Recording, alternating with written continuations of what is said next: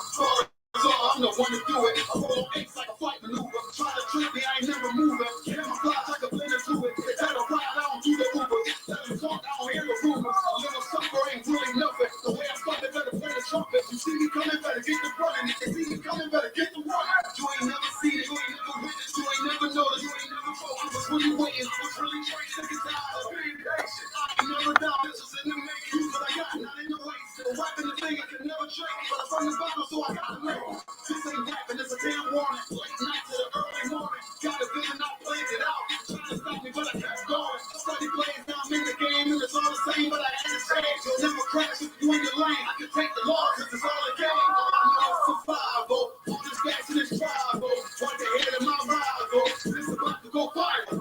Say the word and it's final. Get the moving like pride, so I'm just living my title.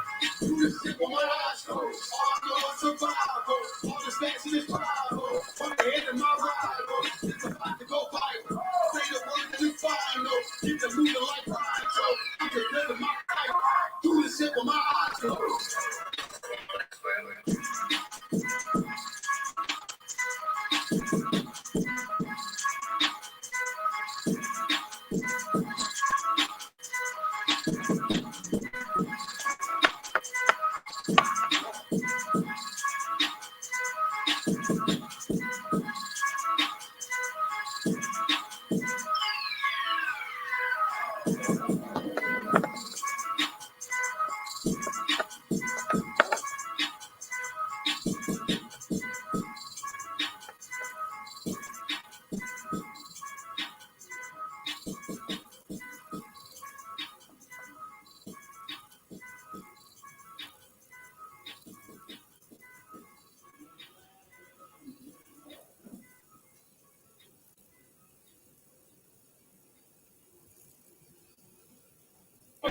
Be careful, you hear me?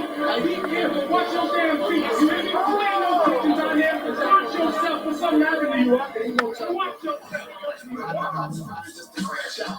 Full of crash out. 10 racks in the wheel. That was on gas. Choppers got a round of applause. And they got funny. Heavy head. Then I win a crown. But I'm still on. Never was the type to be a lion. Get the finish straight. You niggas get me cross the line and we demonstrate. I ain't even want to rap, but damn, we can use the bag. Cause I used to be that bull that was in the past. Like the cut, jumped up in my bag. Let's see who won't last. See the snakes, if you let it slide, you don't cut the grass. If we can't be friends, then fuck it, let's be enemies. Niggas weird, catching attitudes, bitch. Tendencies, they looking for me, I'm in the mix. Where the winners get slay nigga, trying to get a sack. Different energy, I don't like it, and you see why. I'm launching like Eli. The world on my back with 2 clips in my Levi's. Every sitting high, I can tell you where the angel says. I don't give a fuck about who you are, I feel like David Jack. Story ain't nothing shorter than glory, man, I came to reign. All my life I knew I was something special, they needed change. Pressure plus mic, I hold it down like an anchor. Never see myself as a regular, I had to change up. Shout out to the powers of others, show me the rocks. With the same rope, I ain't scratch shit by the throat. Don't ever get me involved with things he say, she say. Cause I'm gonna take none of y'all officials, then I press play. Living by law, by code, by structure. Niggas say they closer to the hawk, meet the hunter. To the Lord, and I put that on my cover. Never try my honor, father, never switch up on purpose. Never try to imitate, eliminate anything that's in the way. Cause if I can't you draw, we gon' illustrate us, demonstrate you lost. We gon' celebrate you featherweight. I can't even resonate, I separate myself and I got activated. They was fascinated, I broke it down and renovated. I was underestimated, clear.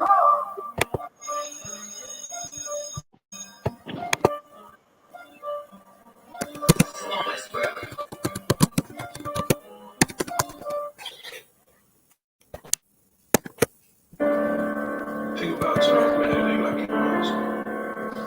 I really ain't gotta pay no price for it, no corners. This is when we buy corners. We take corners.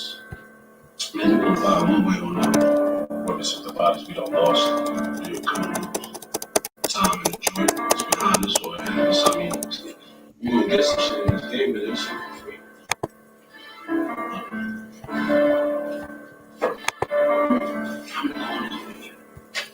How much money can a nigga make?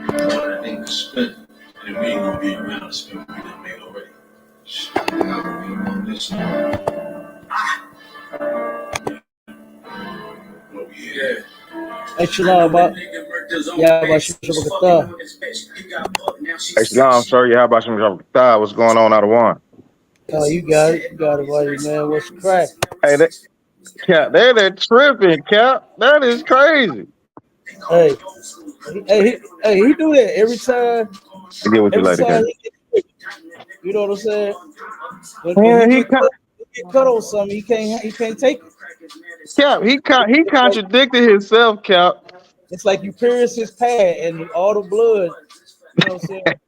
When the tampon starts squeezing. This nigga, this nigga said all the women are his women, and he can't find one. He can't get one. Man, he think he Yahweh Shai. That's his problem. He want them.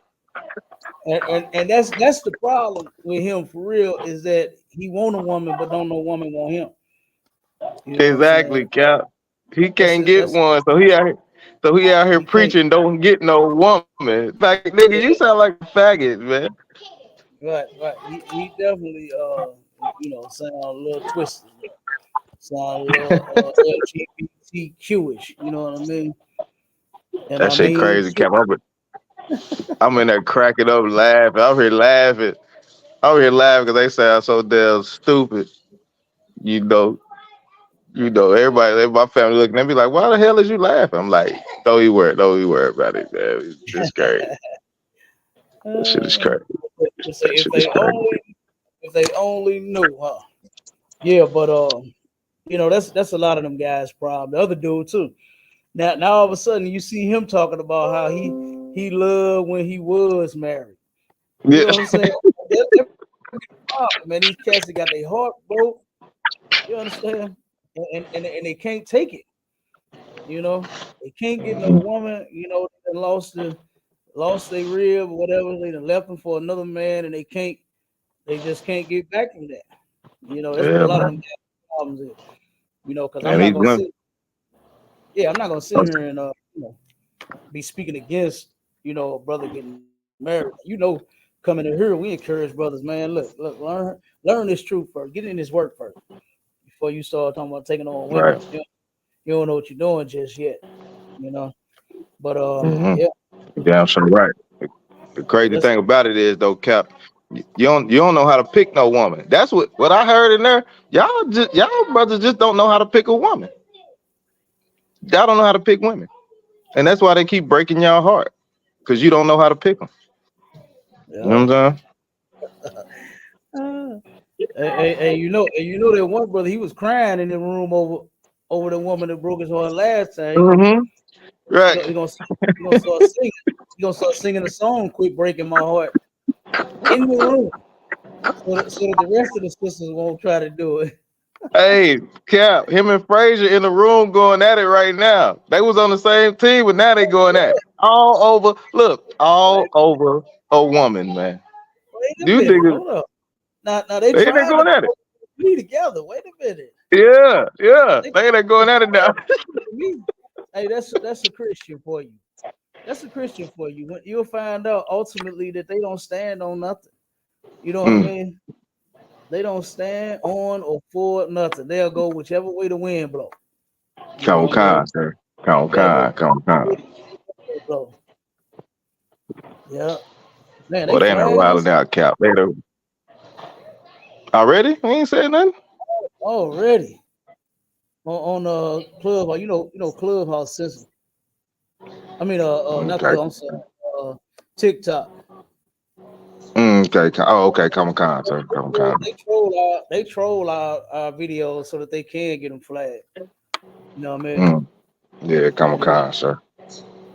Yep. But yeah, I had a few brothers talking about they want to come in on the show. You know what I'm saying? We're gonna see what they do today. Come in, chime in, whatever they gotta say, you already know how you do, Cap. You know what I'm saying? You answer all their questions, man. Ain't nothing about nothing. Let's see. Listen, one brother. All right, I got the link. Let me see if I can get these brothers in here. If I fall out, Cap, you already know. If I fall out, it's because of that. I'm trying to get some brothers in the room. So just give me a second. Go ahead, do your thing. All right, come on, sir. All right, we go. Well, hell, we've been live. You understand? So now we just finna gonna start the show. Um, Guess what? We back again, as if we ever left. Sharpen the Sword Radio. I'm your host, and I got my main man, Officer Maisha in the building with me, holding down. You know what I'm saying?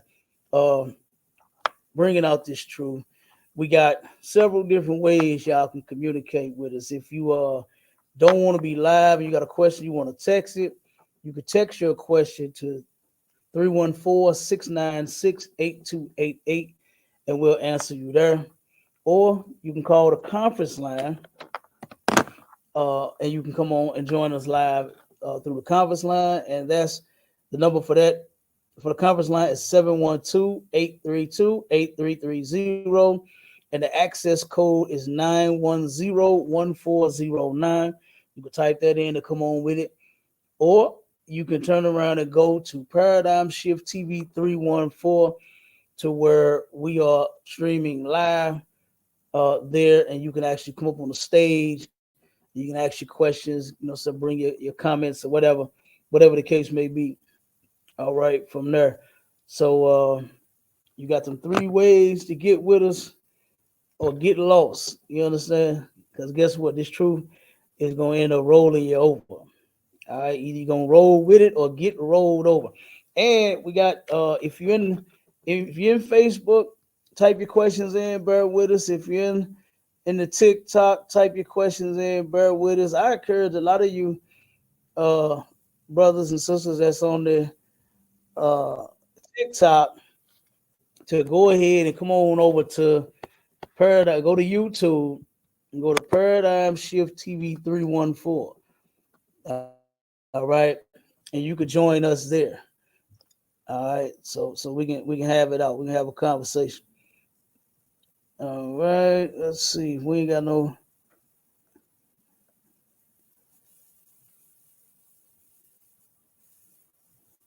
Okay. Let's see. Verissimus said Israel, which later became Judah. What you talking about? Make some sense of what you saying. Hence a Jew.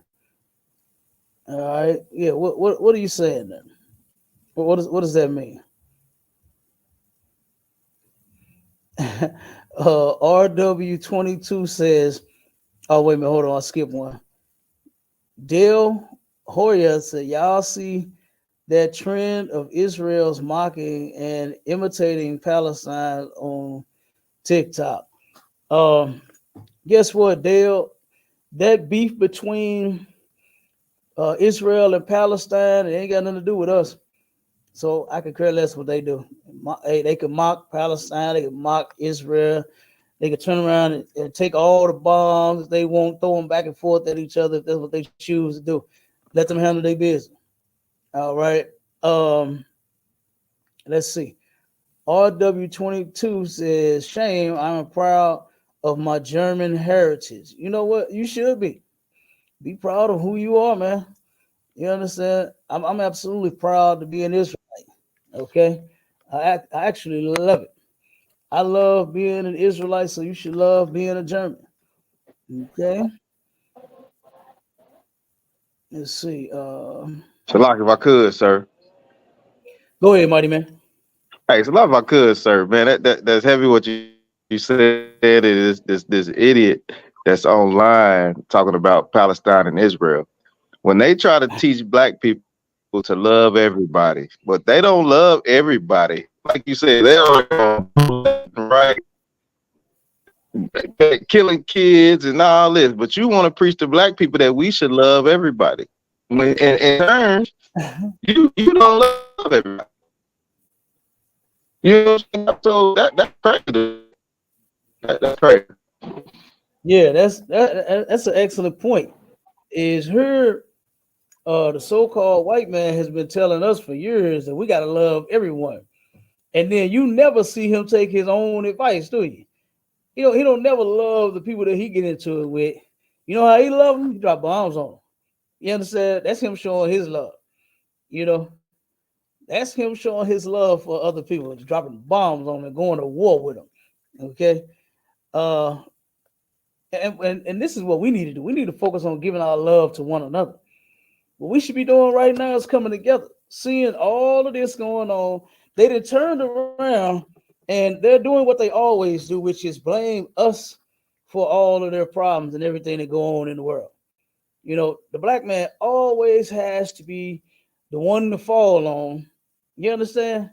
Whenever something happens, we have absolutely nothing to do with that going on over there. And then here they took a group of Israelites. They turned around. The Palestinians assaulted those men that was out there. You understand? Speaking.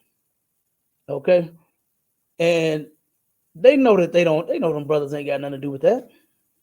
But because they see the shield of David, because they see a Negro, they ready to go in on us. You understand? And those Palestinians that did that to those brothers, guess what? They some cowards, bunch of punks, a bunch of B-I-T. How did Mama D spell it? B-I-C-T-H.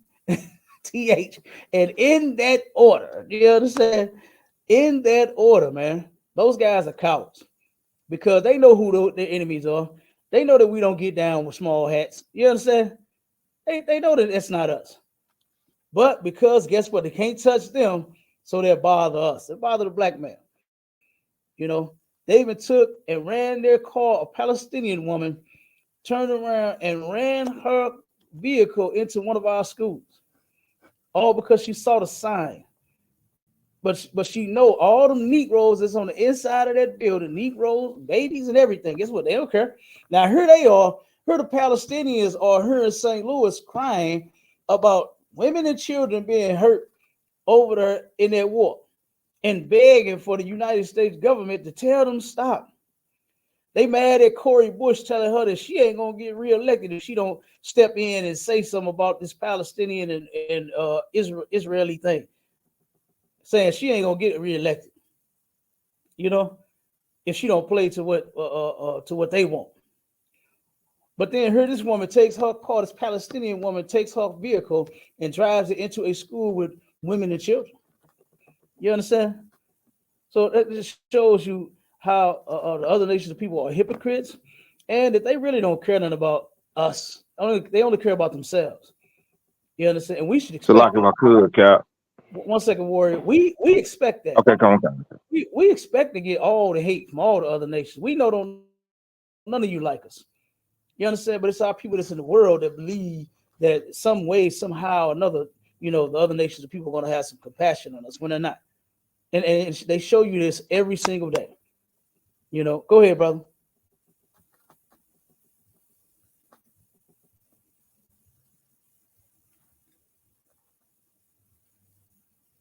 Oh, I think he froze, my Charlotte.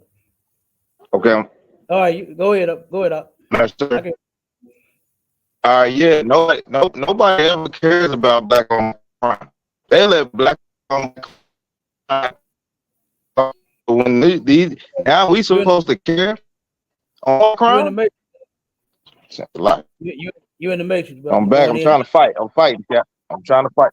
I'm trying to fight back, Cap. How you fix that internet?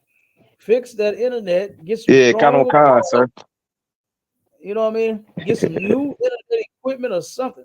Sometimes you might have to like I noticed that at my crib, like sometimes I can't have on the I can't use the house internet. I got to use the internet for my phone. So if I'm on the phone, I turn the Wi-Fi off. It's just crazy how I do. Some devices are different. You know what I mean? And it just act the way it want to act in certain cases, in certain ways, on certain devices. So you just have to play around with your, you know what I'm saying, with your devices and see what it says. Yeah, and see what end up happening. And like I said, number one, check that internet company because sometimes that equipment, when it get outdated, then that'll cause you some issues too. You know, tell them you're having a problem streaming, be specific, let them know what you're doing. And then they're like, for instance, like in the building here where we are, it's a bunch of offices in this building. Everybody got internet. And everybody may have subject to have an issue or something like that. And a technician might come out, bump a wire, do something, you know what I'm saying? All kind of stuff. the brother that told me, he said, man, he said just a little slightest little pinch in the wire could mess your internet up, and that's what he did out there. You know, he had to run all new wires. You understand? In order to fix what was going on just in here because something that happened out there. So it's all kind of stuff. And then we had another issue, you know, so we had to replace the equipment. So, like I said, you got to get with the internet company, call them out, have them search and see why, you know, your internet is working the way that it's working. Yeah. So I definitely check on that straight bottom. Kind of, that's one. Go ahead, see if that's better. And then too, remember the sister said, remember too, turning your camera off. Sometimes you come through clear with your camera off. I know you be trying to show all the ladies your, you know what I'm saying, your handsome look so they can hook up with you. But you know what I'm saying, you know, we be having internet issues, Doc. So we gotta, you know what I'm saying, you gotta let them come on your Facebook page and DM you. It goes down in the DM. You understand?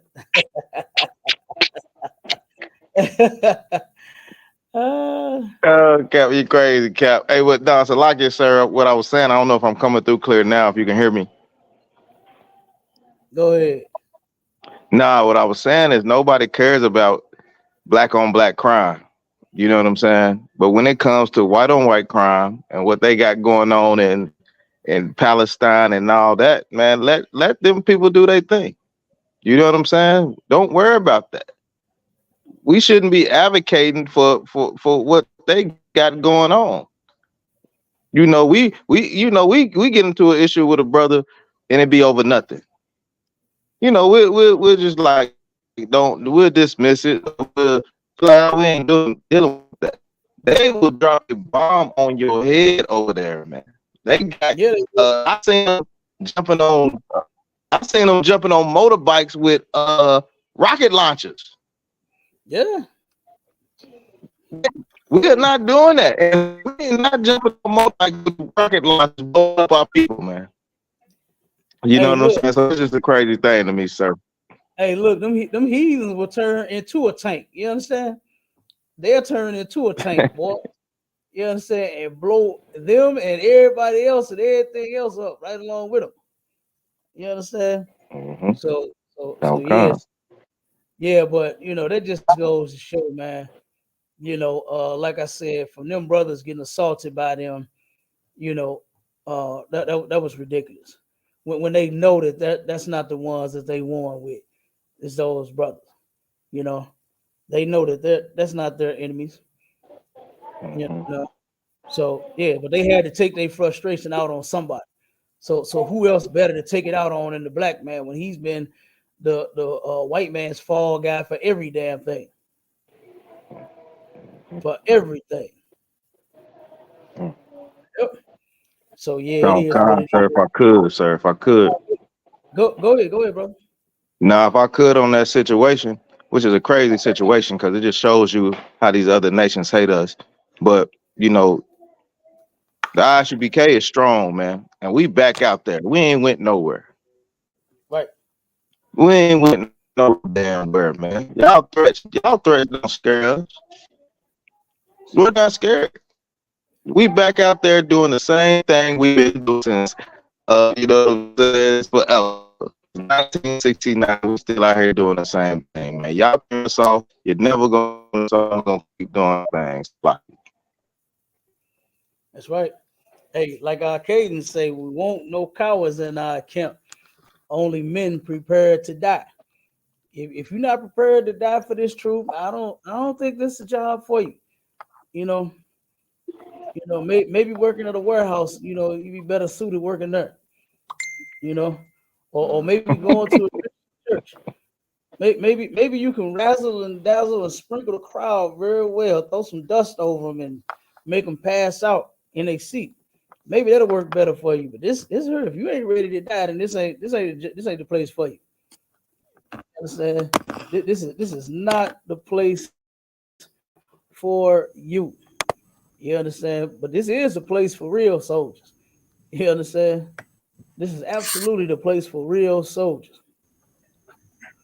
All right. We got Officer Tazan in the building. Mighty man, what's going on? Shalom, Yabashima Shabakatah. Damn right, Cap. Cap, Lord Christ, sir. Let's get it. Oh, mighty man, damn right, Shalom, damn right. Aisha. Yeah, Hey, Shalom, Lord Christ, out of one. Good to see you, sir. Damn right. You too. yep. I'm gonna read a couple of articles and then we're gonna get into You the too. topic.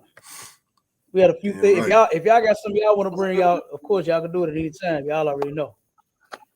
Yep. I put a video out. Come.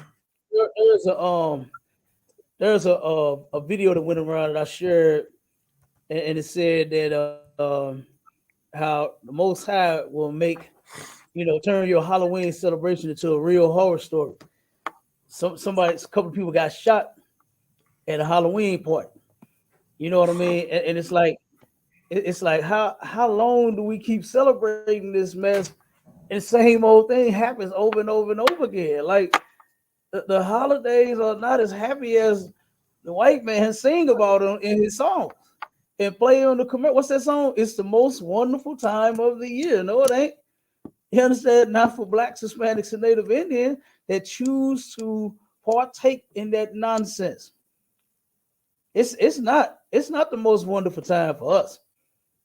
Matter of fact, has it ever been since we've been here?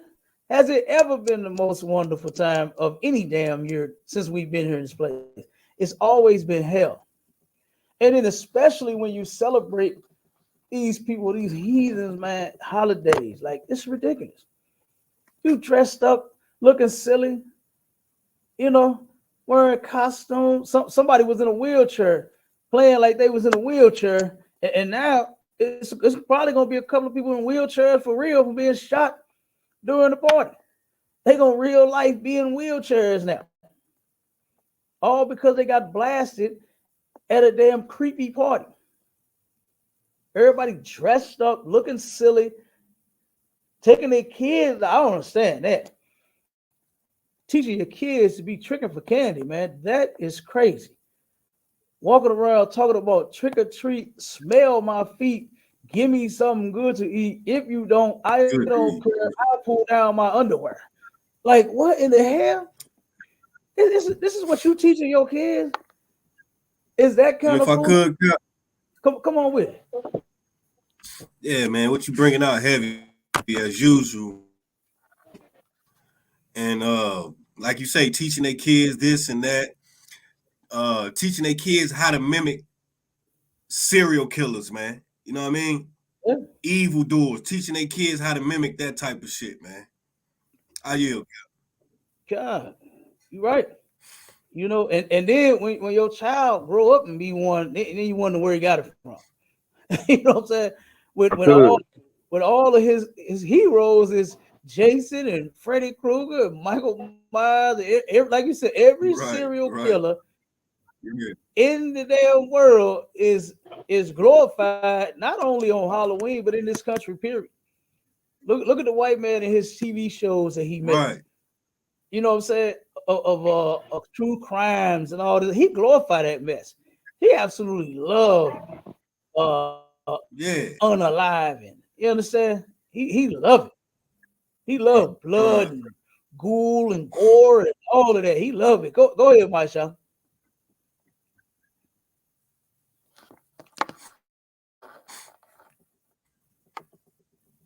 Go ahead, brother. I know you want to speak.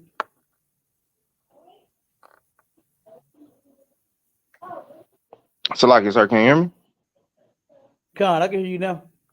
All right, yeah. So the biggest contradiction is right. The parents will tell their children, don't talk to strangers, don't take nothing from strangers. But on Halloween, they got you knocking on every stranger's door to get some damn candy. Yeah, that's crazy. You know what I'm saying? Yeah, God. And then what's so bad about that is that that they turn around and they put stuff in the candy. I've been hearing that since I was a kid. You know what I'm saying? I remember the first time my mother let me go by myself. Show you how I don't be thinking at all. You understand? Now we was let me see, St. John, I think back then was predominantly white, hick town, you know what I'm saying? Rednecks, you understand? Confederate flags everywhere, you know, white sheets and white hoodies everywhere, you know. And so she turned around and let me walk out there by myself when I was about, I think I was about 7, 8 years old. Had me walking around, going from door to door, and she was one of the parents too. Don't talk to strangers. But then you got me out there by myself going to a stranger house asking for candy. You understand? This goes to show how destroyed our people here are. You know what I'm saying? How destroyed our people are here in this society, man. You understand? We've been destroyed by these people and don't even see it. You know, like I said, it's dangerous out there, especially for children. Grown men have problems with going back home at day or night. But then you got a child out there late by themselves. You understand? Anything can happen. You know, this is the time where kids come up missing. All kinds of stuff happens. You know what I mean? I can hear you. Greece. There you go. Is they open? Yeah, Sunday. I can hear you talking. Some hair grease. Yeah, I mute you up.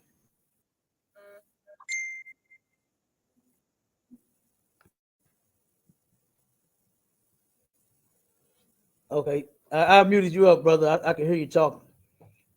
Yeah, but like I said, turned around, went, made it back home. Turned around, had a bag full of candy. Now, if anybody know about all these back in the day, boy, all these used to have some big old bags. They ain't the little small ones that they got now. You understand?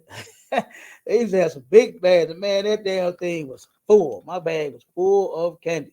Okay, and turn around, and as soon as I got home, we had a big long dining room table, long table, man. One that like Scarface was sitting at. We about 20 people could sit at it, you know. And turn around, and I gave my mom my bag.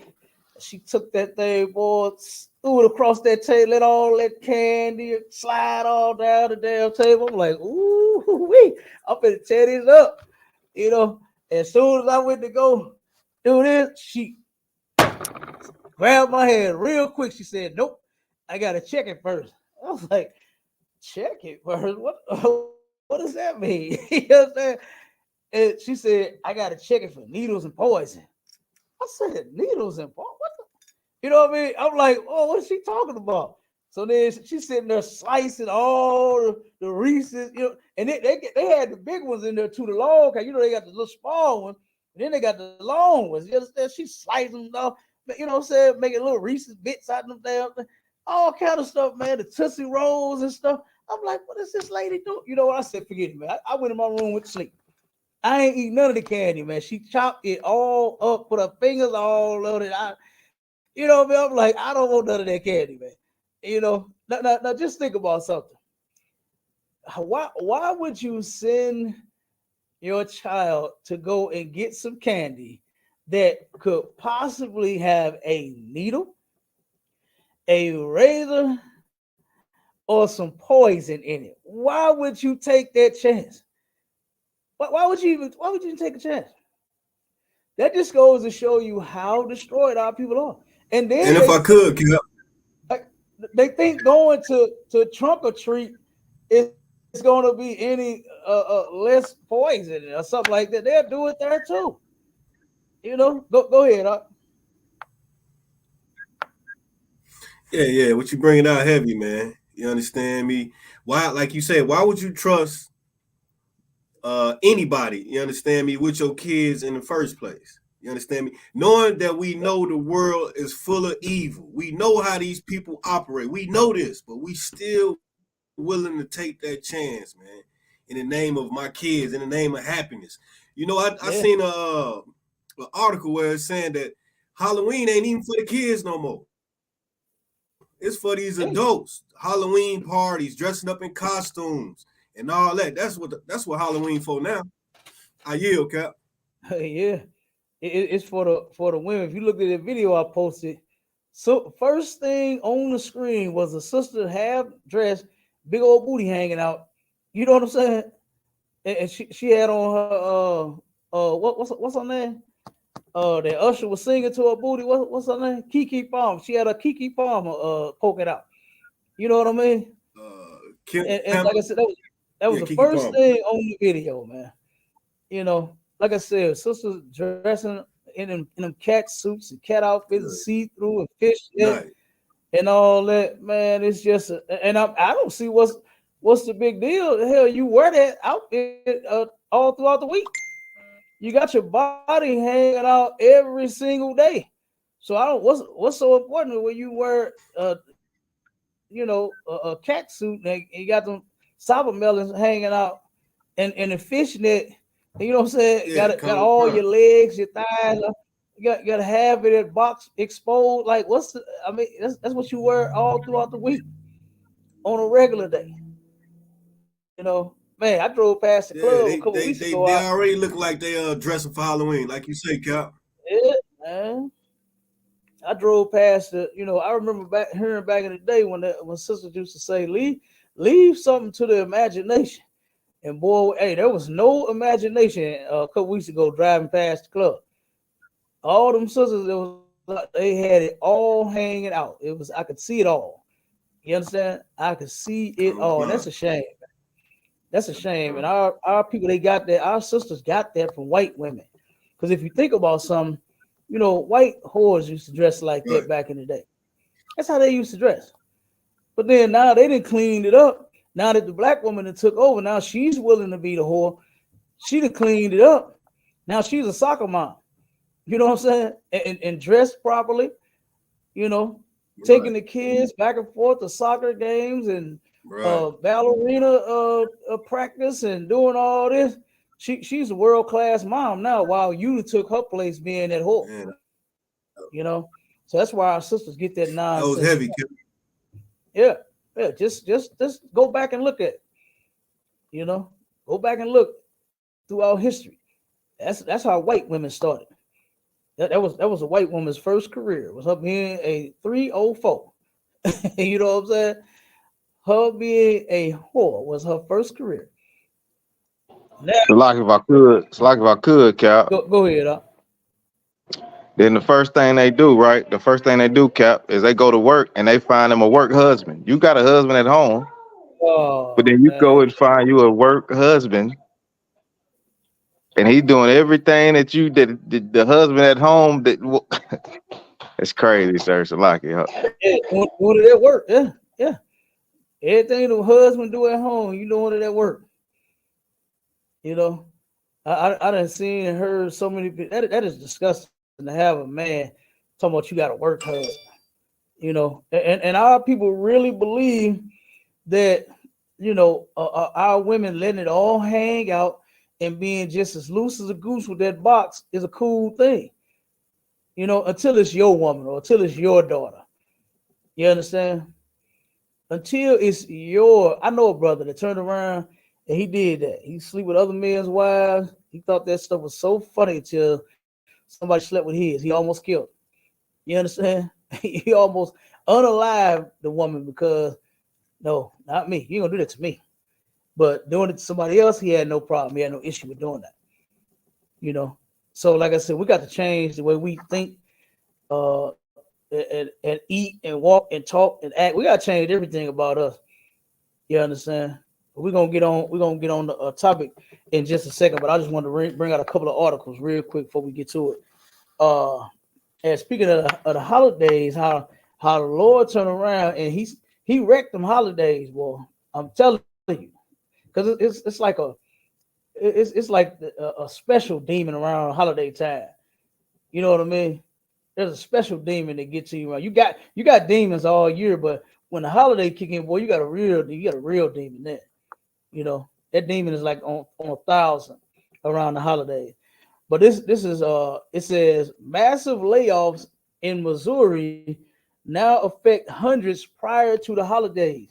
You understand? Now why are they turning around and mentioning that about the holiday thing? Because you know who's most concerned with being laid off for the holidays? Black people.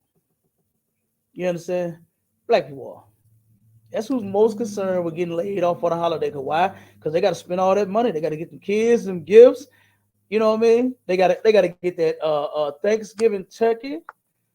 They got to get that Christmas ham. You know, they got to have them hog mugs and them chitterlings. You understand? They got to have it. They got to have them gifts for them baby age kids. Where is baby? You know what I'm saying? While I'm thinking about it. Where is baby? You got their baby age kids. And they think that their kids deserve the world. Ain't heard a baby in a like minute. my mama used to say back in the day, you deserve your ass whooping. Them badass kids you got. Come on, them they deserve the world. Right. You know what I mean? But just saying, man, you know, here you go trying to buy your kids the world when your kids is bad every other day of the year. But then on this day, oh, you finna get spoiled, you finna get taken care of, you finna get hooked up, I'm finna cash out, I'm finna go all in, I'm finna pop tag, we finna do all this nonsense for one doggone day, you know. And kids don't even, man, look, they don't even be tripping off that stuff like that. You know, the parents is worried about it more than the children. You know, thank the Most High, since I've been in the truth and taught my kids this same thing, because this ain't nothing that I just do and then I'm gonna let them decide on doing something. No, they live the way I live. They do the things I do. They don't do the things that I don't do. You know, because I done had so many conversations with people would say, "Oh well, see, I'll stop eating pork, but I'll let my kids, because see, my kids, they don't, you know, they young and they don't understand. They will understand. They will understand. What you don't understand is they will eat what you put on their plate. You know what I'm saying? If you put turkey bacon on their plate, guess what them kids gonna do? When it's time to eat breakfast, they gonna eat turkey bacon. My kids love it. You understand? My kids love turkey, but they be making sure you ain't giving them no pork. They make sure that they don't eat no pork. They check the food before they eat it. Why? Because I do the same thing. And I've been teaching them to do the same thing. You understand? And it's not that hard. It's not difficult. But it says massive layoffs in Missouri. Oh, go ahead, brother. Now, I was just gonna add. I was just gonna add on to your point, because like when you teach your kids what they supposed to do, like my kids, like they get candy or whatever, and the first thing they do is turn it around and look and see if it's gelatin or anything in it. If it's anything unlawful, they check it for it, man. These kids will do it. They'll definitely do it. And see, that's because you teaching them. You understand? You're teaching them. You're doing the job of a damn parent who actually cares. You ain't just catering to them because they say they hungry. You know what I mean? You're giving them what's lawful. We're gonna eat good, and guess what? It's gonna be lawful. You know, and a lot of people don't have. They just can't do it. And if I could, Cap, come on with it.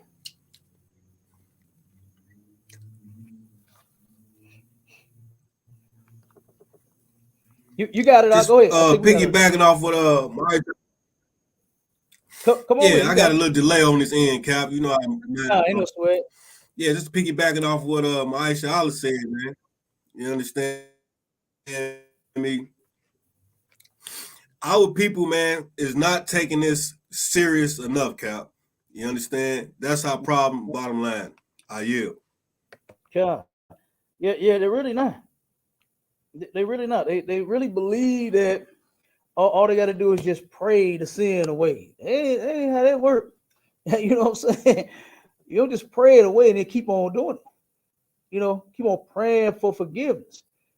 You know, you got to actually be taught the right things to do. This is why we do not do what God said to do. Christians believe that they are following the Lord. Boy, you cannot tell them that they don't serve Christ. You cannot tell them that. You understand? They really believe that they are doing the work of the Lord when they're not. The work of the Lord is done in the ISUPK. That's where the work is done at. Not nowhere else. It's only one body. There's only one truth, one faith, one That's God, right. one everything, man. So why do you think your 10 to 12 different denominations mean something to the Lord when you're all doing different things? I remember asking that as a kid, and I still ain't got no answer to that. When I was coming up in the Christian church, and I was confused the whole time I was there. And I had asked my grandmother one day, this was after church, and I saw another church was going home, and it was a Jehovah Witness Kingdom Hall thing. And I asked my grandmother, I said, what kind of church is that? She said, oh, that's Jehovah's Witness. That's what my grandmother said. Christian to the heart. She said, oh, we don't get down. She said, we don't get down with them. I said, what you mean? She said, oh, see, they don't celebrate Christmas and Thanksgiving. They don't celebrate holiday. They don't do none of that. So we don't deal with them. You know, and see, the church we was in was apostolic. I think, yeah, it was apostolic. And guess what? We celebrated every holiday. You understand? Yeah, I'm sure y'all grew up in a black household like I did. Soon as November hit, all of the what's it? The Temptations and the Temptations Christmas CD, that thing played, boy, day and night in my in my house, man. And the whole family, we used to have a choir. You understand? My family had a choir in the church. They would go around from city to city singing in different churches. So everybody in the house know how to sing. And everybody was up singing the Temptations and everybody's Christmas CD. From November all the way to a little bit of January. That's when they turned it off. Maybe about the first week of January, after New Year's was over, they turned it off. It was done then.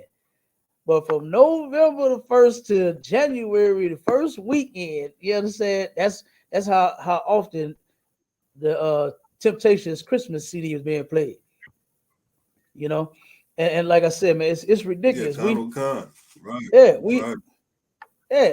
Not even knowing that in the Bible, the Most High is against that, man. Christ is against these holidays, especially with Christ. I just don't understand that he wasn't born in December. The Bible don't say that it was December 25th. The Catholics already admitted that they made the date up. You know what I'm saying? So why on earth is our people still celebrating that lie? It's because they're good slaves, man. They are good slaves. Let me get to a couple of these articles, then we can get on the topic. It says massive layoffs in Missouri now affect hundreds prior to the holidays as more businesses file warn notices advising of upcoming job cuts. Popular fast casual restaurant chain Panera Bread is cutting 300 corporate staff, according to reports from the Wall Street Journal. The business, which is headquartered in St. Louis, Missouri, is preparing for an IPO, meaning the company is ready to enlist publicly in the stock exchange. So they finna start cutting the people that work for them, so they ain't gonna have to give up all them stocks. You understand? Hey, the white man is the devil.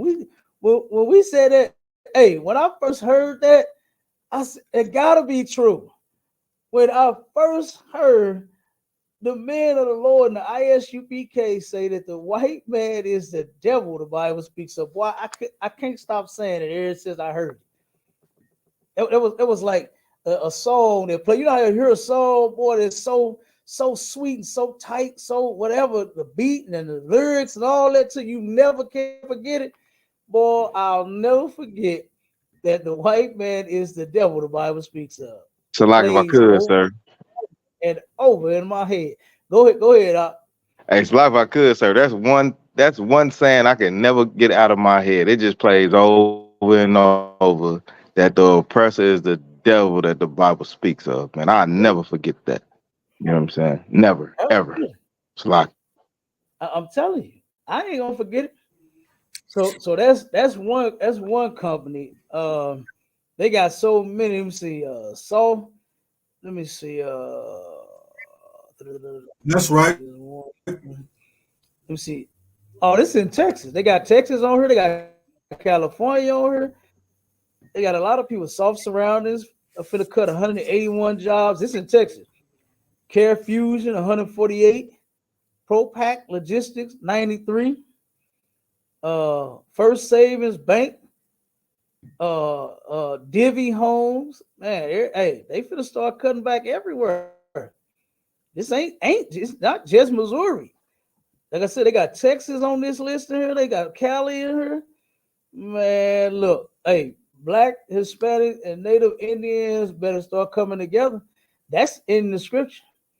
You understand? We better start coming together for the worse, not the better. Give me that scripture. Mike Charlotte, grab it for me. Read that. It's in what is that? Is it 1st or 2nd Corinthians?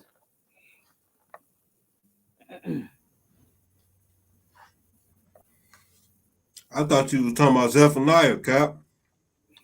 No, not that one.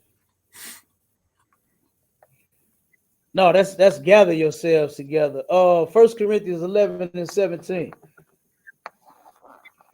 I think you froze too, my shot. I'm looking at you on the screen. I think you froze. Yeah, I think the brother froze. Let me go on and read it real quick. This is what it, oh, you got it. Oh, go ahead, Mighty Man. It's the book of 1 Corinthians, chapter 11, verse 17. Now in this that I declare unto you, I praise you not, that ye come together not for the better, but for the worse. For the worse, man. You understand? Don't come together because for the better, because hell, we ain't been doing no better. You understand? Look at the situation that we in. Our people still being oppressed. Now the Palestinians enjoying in on the fun. Now all because of Blacks, Hispanics, and the Native Indians are waking up to the truth and realizing that those Israelis are imposters and that they turned around and stole everything from us, our identity, including our seal, which is the shield of David. And now that we're taking it back, the Palestinians, because they mad at the Israelis, they starting to take it out on brothers and sisters. You understand? They taking it out on brothers and sisters. To where here in a rally, if they've done here, they had about 4, 5, or 6 of them here in St. Louis already rallying for the Palestinians, right? The Jewish white man and the Palestinians here, they joining forces. They holding hands, they hugging and wishing it would end. You know what I'm saying? Wish that the two could come together and not war, not fight. Meanwhile, the Palestinians is taking their anger and their frustrations out on brothers and out on sisters, man, which is ridiculous. And it just goes to show you how those people are, like I said, they're cowards for real. You understand? You won't go and fight the one that you got problem with, but you will come up against somebody that's done nothing to you. At no time has any Negro done anything to those Palestinians. And now because you got a beef with them, soon as you see the shield of David, you running up on it. You got a problem. When, like I said, Israelites are not Israelis. We're not Jewish people. We don't get down with them. You know, maybe what's the name? Amir Stoudemire, Amari Stoudemire. Maybe he does. Maybe you can go get at him because he get down with the small hats. He even wears one himself. You understand? Maybe he's one of the people that you talking about. But it's not Israelites. Israelites know that we are not them. You know what I mean? So that's what the scripture said. It's time for us to come together, not for the better, but for the worse. And just think about it. It's gonna be some of our people like what it is now. It's gonna be more. Some of our people have jobs, and some of them don't. You know, and then guess what? If we would come together, we'll be able to take care of the people that's say are unemployed. You understand? To where they ain't got to get out and commit crimes and and sell drugs and hustle in any type of unlawful way to feed and clothe, take care of their bills, do all this stuff for themselves. You know, if we came together, we could have everything that they need. Like my Charlotte down there with their food program. The brother got the whole school full of food, his crib full of food. Yeah. The brother got refrigerators and deep freezers all over Atlanta. You understand? Filled with food. And our people, they ain't got to do nothing strange or change. They go to their brother and get food they need. You know, and that's the more important thing. Yeah, that's right. You know, is like I said, we could take care of each other. You know, instead of having one or a bunch of ones out here committing crimes. You know, breaking the law, going to jail. You know, selling drugs to our people, stealing from our people. No, you gotta do that. All your needs can be met if we would all come together in this truth. If we would all finally do what the Lord said do, which is come together as a people. You know, but that's the scripture I wanted. If I could, Cap. Come on with it. Go ahead. Yeah, so with that scripture that you was bringing out, so when it was saying for the worst, that means that in the condition that we in now, that we should be coming together, not for the better, but for the worst, which is how we are right now, right? I yield. Absolutely. That's talking about the conditions that we're in. Because think about it. If we was coming together for the better, hell, we all have money, we all have houses and cars, and ain't nobody, you know what I'm saying, behind on no bills, ain't nobody missing no meals, ain't nobody, you know what I mean? We all have it going on. You know, if we was gonna come together for the better, we just coming together just for the hell of it. But no, he said not for the better, but for the worse. Look at what's actually going on. It was going on then. We was being oppressed by them Romans then. And guess what? We're being oppressed by them right now today. We've been oppressed by America today. You understand? I turn around as I stroll and do my work in rich white folk neighborhoods, right? I turn around and I see how they walk out of their house, walking their dog. Man, they'll leave their front door open, their garage doors open. You understand? One devil, she was standing at her car in her trunk. She was doing something in her trunk. The garage open, the trunk open, the front door open, and she said, come on, boy. And grabbed the dog and just took off. Left everything open. I said, God damn, boy, it must feel good not to be oppressed. You know what I mean? It must feel amazing to not be oppressed. Because now in the hood, you better not leave. Boy, you better not leave that trunk open. You better not leave that garage open. You better not leave that front. Matter of fact, you better put chains and locks on everything once you close it. You better run a chain through your trunk several times and put a lock on it for extra security. You better run some chains and some bolts and stuff through your doors and your garage to help hold it tight. You understand? I said, man, it must feel good to not be oppressed, boy. Hey, Cap, if I could. Come on with it. Hey, just like you saying, you got to double lock your shit. And all you doing is going to the mailbox. I yield. Yeah. Hey, for real. I'm telling you, a sister that comes. Go ahead. Huh? Hey, it's like if I could. You say, hey, look, I used to wake up out my sleep. And make sure my house was double locked and everything in the house. You know what I'm saying? It would be amazing to be a free person in this world. It must be. Hey, I know the feeling. Yeah, I know the feeling. You turn around, boy, and wake up and come out and you didn't got violated. I see it every day in the hood. You know what I mean? But yeah, man, I mean, out there in their neighborhoods, man, they got it going on. Nobody is begging at no gas station. You know what I mean? Nobody is walking around looking suspicious. The streets is clean. You can make a plate out the concrete. You understand? And you can eat off the ground in their neighborhood. Man, I turned around and came home and rode through the hood last night, left the white folks community and came through the hood and was like, dang, I looked at all the trash everywhere. You know what I mean? Looking at how oppressed our people are and how we just don't give a damn about nothing anymore. You understand? Those very people that's living on the streets and doing drugs and prostituting all, man, they want to die. You know what I mean? And the hood is a sign of it. You know, it's a sign of it. Look at how it looked, man. You know, and then think about something else is that these people was willing to oppress you in order to live the way that they live out there. They put drugs on you.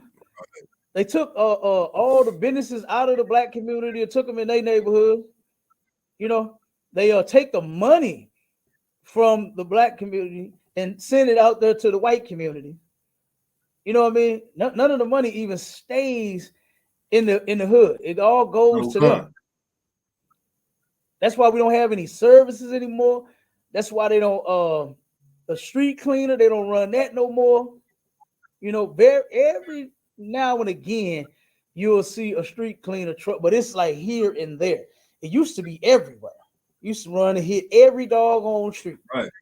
Now, man, I see it downtown. I might see it on the west side. I very seldomly see it on the north side. You know what I mean?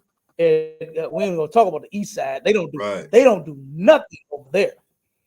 They don't do absolutely nothing on the east side. But definitely downtown. What did you say downtown? I said you'll see it definitely downtown. That's where they all at, downtown. Yeah, that's where them devils at. You know, and what they started doing is they trying to clean downtown up. You know, for some odd reason, man, downtown everywhere be tore up. You know what I'm saying? The homeless and drug addicts and begging and crime and everything go downtown, especially in St. Louis. Right. You know, St. Louis is murder capital anyway. So it goes down all over this place, but it's really heavy downtown. You know, for some odd reason, I don't even understand that. The crime is up downtown. You know, and this is where their attraction is. It's where they stadiums are. It's where they, you know, big businesses and corporations are. And they talking about adding to the police and the military and all of that to help clean up downtown St. Louis. You know, all because it affecting they baseball games, and now they got the soccer games, the soccer stadium down there. You know, you affected all that with your blackness. You know what I'm saying? So they trying to get us out of that. You know, matter of fact, our camp spot out in U City, right up the street from the school, they turned around and the sheriff, his brother, he told us this. They kept, every time we go out there for camp, they would constantly call the police on us. Why? Because they ain't want us out there. Basically, you understand? They was trying to, it was on Saturday.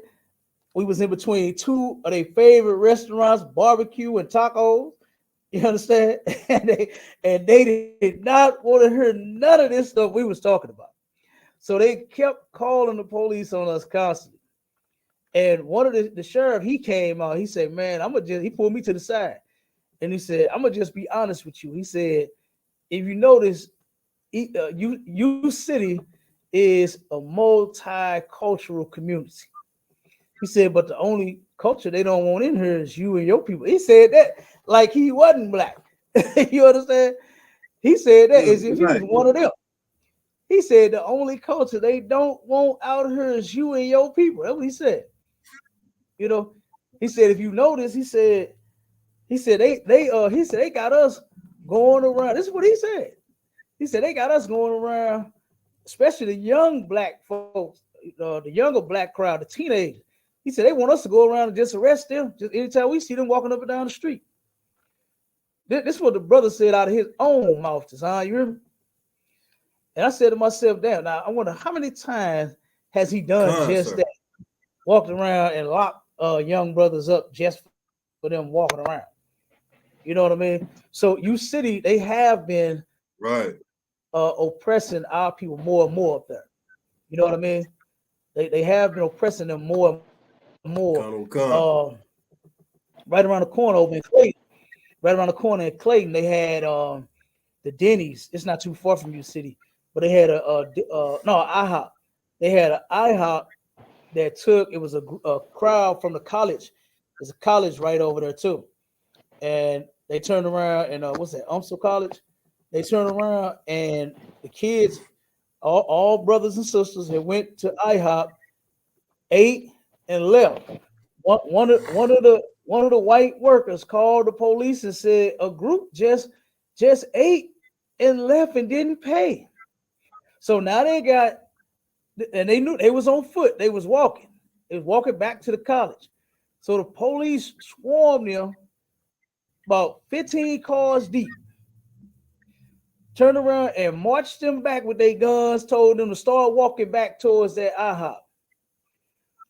Mind you, they got receipts in their pockets and in their hands. All of them paid for their food. Cap, they even left a tip. They left tips, Cap. They even left tips. Come on. You already know. They got receipts in their pockets and in their hands for their food. And the police said, shut your mouth and start walking back to that IHOP. And they did a police lineup in the IHOP in front of everybody in the restaurant, humiliating these young brothers and sisters, showing them that guess what? We run these niggas and they do what the hell we tell them to do, and they can't do nothing about it. You notice no preacher speaks on stuff like this. None of these so-called black activists speak on stuff. You know who has been speaking on it since it happened? ISUPK. You understand? We've been speaking on it and out about it since it happened. They paid for their food. So I don't see why you're even holding them. Why are you bothering them? When they said, no, I got a receipt. Here it is. Let me show it to you. And they pull the receipt. What did they do? Make a receipt before they went to the restaurant? It said IHOP and pancakes, $12.99. I mean, come on. Where did they get a receipt from? They was at the restaurant. They ate, paid for their food. That devil lied on them, man. How many times have we gone through that? Could have got them kids hurt. Man. So I mean, it's yeah. The oppressed and the not oppressed, boys. Ooh-wee. You understand? Like here, they haven't even committed a crime, and they're still being oppressed. The white man is just the devil. All right. Now this is a story here. I want to bring this out. And boy, folks gotta really watch what they doing and who they dating and marrying and who they fall in love with and all this. Man, it's a lot of crazies out there. Now this one, it says ex-boyfriend shot and killed after couple woke to him standing over their bed in North St. Louis. This is not the first time this has happened here. Okay. I know a sister personally who went through this situation. She turned around and was dealing with the cat that was, man, that brother, he had just got out of jail. He had lost his freedom for one murder for 20 years, then got out and still wasn't right in the mind, you understand? And turned around and they got into a relationship, and that brother could after so long, once crazy started coming out more and more and more. The sister like, look, I can't take this. So she decided on leaving the brother and turned around and he was like, if I can't have you, can't no man have you. That's what he said. And this brother turned around and the new guy she had got, and that's what I don't be understanding is 2 weeks later, you with somebody else, got somebody else in the bed. Like, God damn. You know what I mean? Like, vagina ain't even rested from the last Negro. And here you is, got somebody else taking you to Pound Town. Just left one Pound Town. Now you're going to another Pound Town. You know what I mean? 2 weeks later. And the dude found out he was stalking her. And he turned around and he woke them up. He smacked the dude in the head with that thumper. Wake up. Smacked her in the head with that thumper. Wake up. And they sitting there begging and pleading with the dude, you know what I'm saying, not to kill him.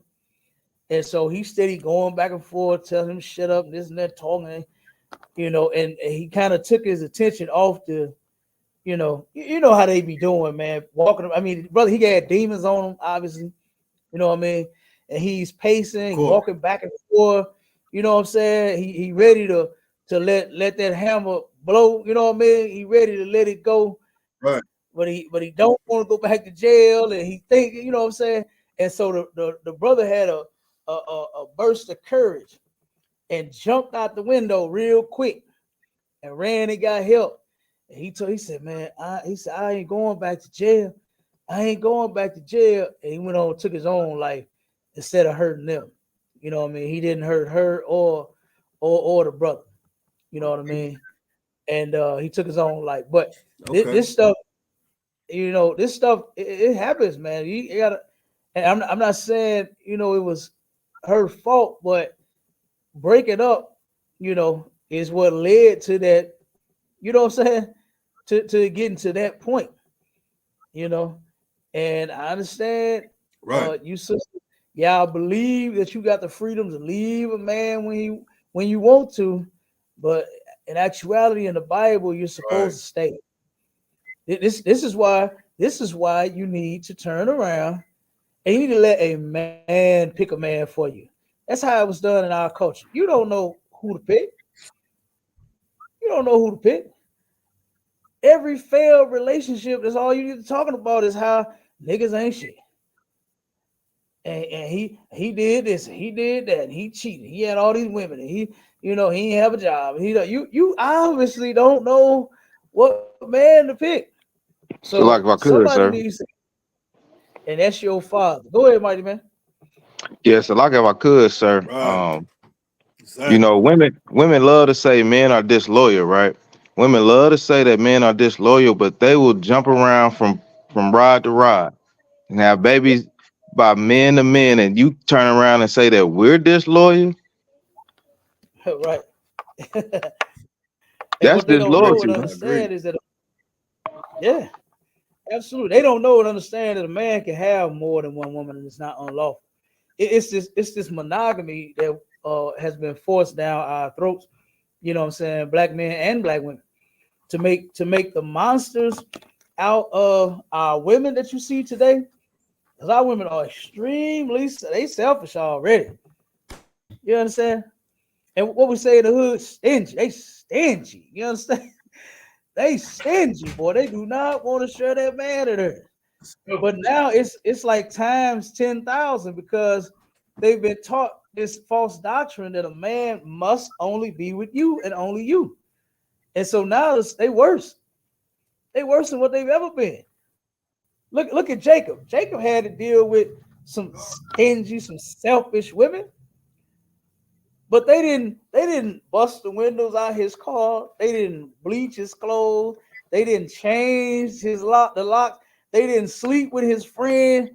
They didn't put him out and get another man. They didn't do none of that. They didn't put him on child support. They didn't do any of that, man. Trying to get back at him because he had 3 other women, a total of 4. They didn't do that. Did they give him problems? Heck yeah, they gave him a headache. You understand? But they didn't turn around to try to destroy the man and their children. They took care of him and they raised them babies, nurtured them children. It's in the Bible. It says that Leah and Rachel, they raised the nation of Israel. Now, we wouldn't be here to the point to where we are if Leah and Rachel met up at the park in the gas station to fight all the time. There's one gas station here on Natural Bridge and Goodfellow. It's called Myrtle Mobile. Boy, it goes down at that mobile. I'm telling you. It has that name for its reason. And they turn around and sisters often meet up at that gas station to fight over their man. They do. And it's ridiculous. So like if I could, Cap. Both of y'all his baby mama. Both of y'all got his kids. They They be arguing back and forth, talking about that ugly ass baby. You know what I'm saying? When them babies ain't ugly, but them sisters just be mad and they feelings and trying to hurt the other one's feelings and going off. Leah and Rachel ain't do that. They didn't do that. They had their little thing. Now they went at each other a couple times, but it wasn't to that magnitude. Go ahead, Doc. Nah, so like if I could, sir, I was chiming in, I was listening to you this morning, right? And when you were saying like, why are people complaining about their responsibilities? If you have to come home and take care of your kids, you got to cook dinner and wash clothes, and that's just what you do as a family. But these women these days are complaining about coming home. You said something like, just because a man go to work 8 hours, you go to work 8 hours, and you don't want to come home and do nothing like that. That was crazy. You complaining about your damn responsibilities. Just do your responsibilities. Just do what the hell you supposed to do. The lock is, sir. Okay, and that's what I said.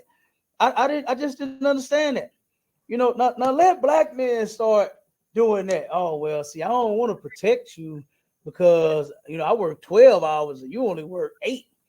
You understand? I don't feel like protecting you today. I don't work too much. Like that don't make sense, man. And I've seen women back in the day do it. They didn't complain about cooking for the kids and the man. They actually enjoyed cooking. I don't understand these sisters nowadays.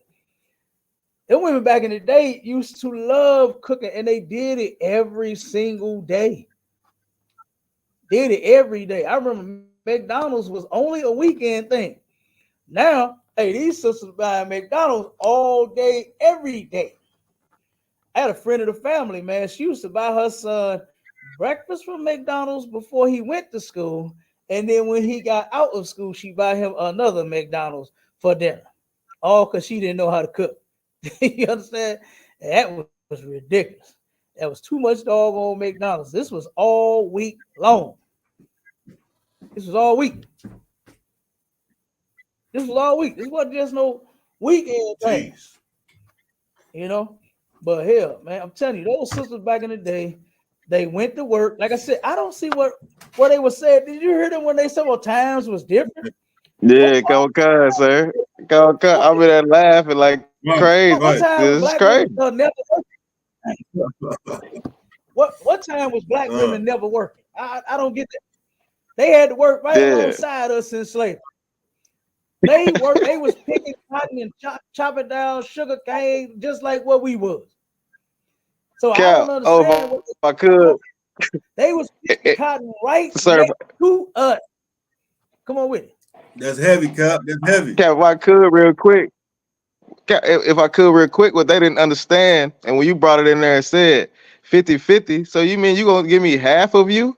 You gonna give me half? You already coming into a relationship talking about 50-50, and you giving me half of a bitch. I don't want half of it. I want the whole thing. You know what I'm saying? I don't want half. You know what I'm saying? No sweat. That's what 50 and 50 does, man. You're psychologically setting yourself up to only give your half to that relationship. Talking about 50 and 50, and you heard them for yourself. All of them agreed that ain't no such thing as no 50 and no 50. No, nobody. I asked the brother, I said, how many people making the same amount of money to turn around and split bills 50 and 50? He said, well, hell, not too many. Okay, then. So that 50 and 50 thing goes out the window. You bring your all to the relationship. That's how you do that.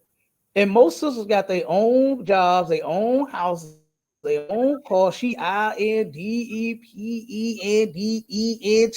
Do you know what that means, man? They independent already.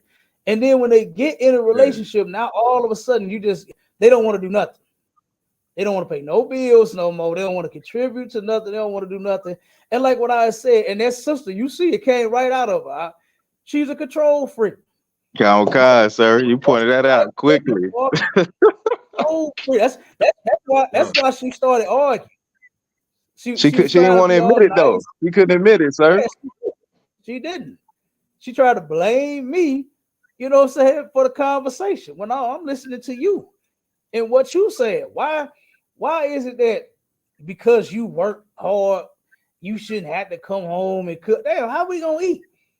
I don't know too many men that complain about cooking if they have to or buying something to eat. If the woman say, "Damn, baby, I'm a little tired today. You think you can cook, or you think you can get us something to eat?"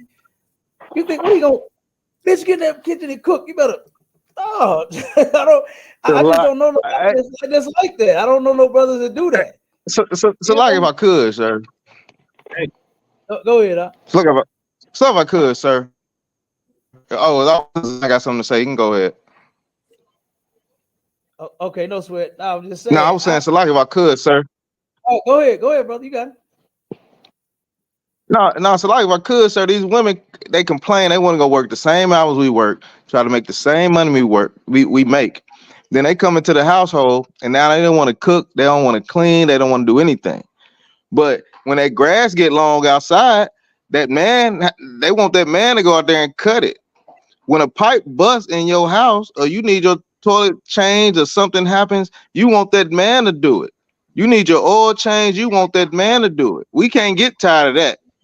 But you can come in and get tired of feeding your kids, of taking care of your household, what you supposed to do anyway. What do you look? Even if they didn't have a job, are you gonna complain? Are you gonna complain about doing household things? Like these women are crazy. They have lost their minds, Cap.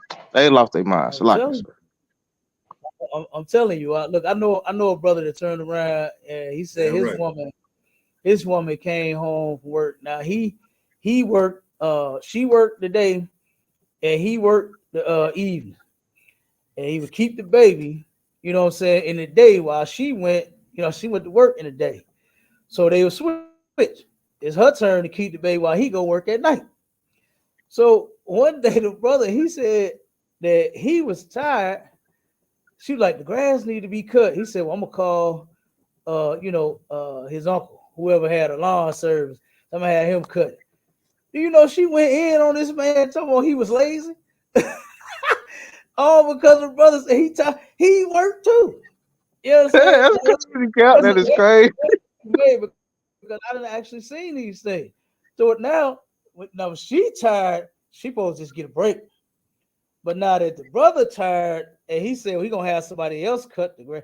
He didn't say the hell with the grass. He said he gonna have somebody else cut it. You know, and she went in on him. You lazy, right? That's the point. When the brother he said he was tired. He was tired from working, and he didn't want to start up that lawnmower, walk that yard, and cut that grass. So he paid somebody else to do it. And you know what she did in return? She turned around and she went out there and cut it. She put on her manly pants because she was masculine as hell, a control freak. You understand? Like most black women are. And she went out there and cut it. You know what he did? He laid there and took a nap and let her cut the goddamn grass. Right. Hey, you want to be equal? Right. Hey, they're right, Cap. They're right. You want to be equal? Next, I saw a shingle hanging from the roof. Get up there and put that shingle back up there. Since you want to be equal. Them gutters need to be cleaned out. Get your gutters out. You understand? Sir, get your equal ass up there and do that. Get your equal ass out there and fix it. Clean them gutters, put that shingle back up on that roof. You understand? Matter of fact, my alternator went out. You understand? Get your my old you stupid. Hey, that oil need to be changed too. Matter of fact, and them brakes tires need to be rotated. Get on out there. And them brakes and that transmission flush. I get out there and do all of that then since we equal. I bet those sisters changed their mind then. You know what I'm saying? Because all that DIY, that's just on TV. You understand? That do-it-yourself stuff? No. It ain't happening like that. Those people are not actually doing all of them projects they sell. You understand? They got the real painter and the real carpenter doing the work while they speed up the doggone video. They know what they're doing. But yeah, man, I'm telling you, that's crazy though. But let me go jump to the topic, man, because I wanted to get to give me the scripture where in the Apocrypha where they was forcing us to sacrifice that pig on the altar. Give me that. And you can give me the story in the Maccabees about the 7 brothers and the 1 mother. Give me that. And then I'm gonna read this article. Let me know when you got them scriptures, my Shala. And I'm gonna show you why our people eat pork, because our people don't eat pork because it's just so good and so tasty. You know what I'm saying? It's just so crispy around them edges and stuff like that. That's not why our people eat pork. We was forced to eat this mess. You know what I'm saying? Way back when, and like I said, in the Maccabees, the story of the Maccabees, where the heathen started making us sacrifice pigs on our altars. That the story of the 7 brothers and 1 mother. They turned around and they wanted them to eat pork. They either had to choose between living or dying. Eat the pork and you live. If you don't, you die. You understand? And all of them ended up dying as a result of them not eating that pork. So my shot dropped off. Tazan, you got them? You got the scriptures?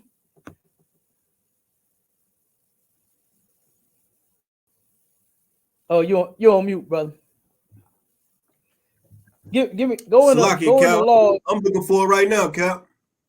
Okay, give me thou shalt not eat the swine. Give me that first. And I'm gonna start reading this article. So give me that in Deuteronomy, and then let me pull the article up real quick. I'm gonna show you what the professionals say about pork. Talaki, Cap, is that in the Apocrypha? What, the law? No, that one in Deuteronomy. The first 2 that I mentioned, yeah, that is in the Apocrypha. I'll get you the scriptures. Give me 1 second.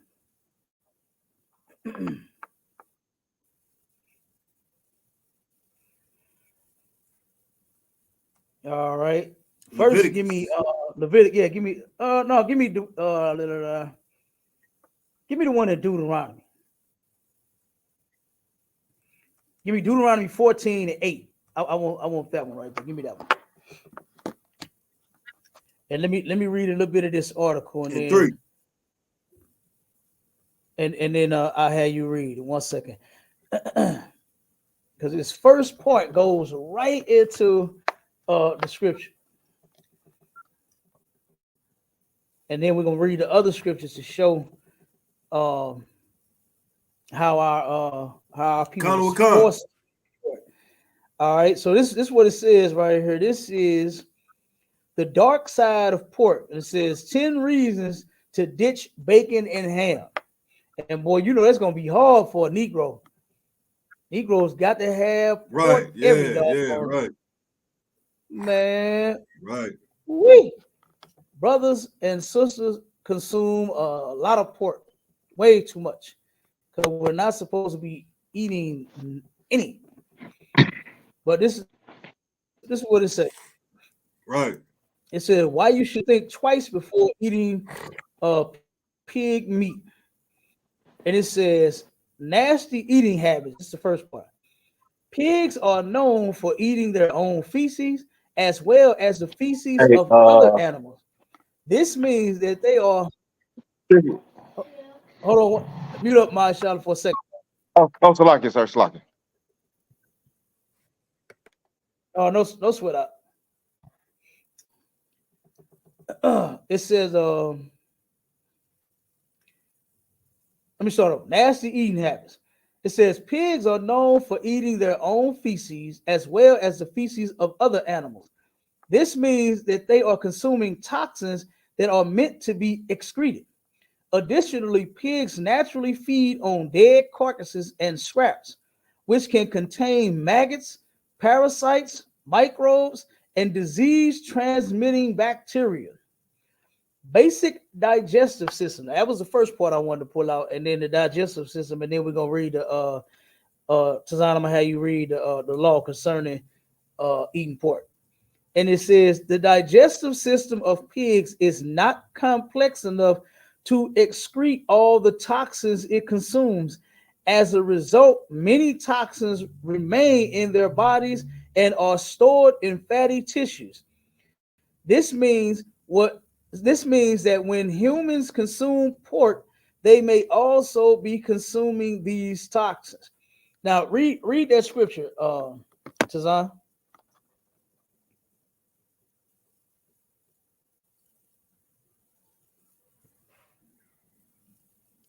Khan, sir. This is the book of Deuteronomy, chapter 14, verse 1.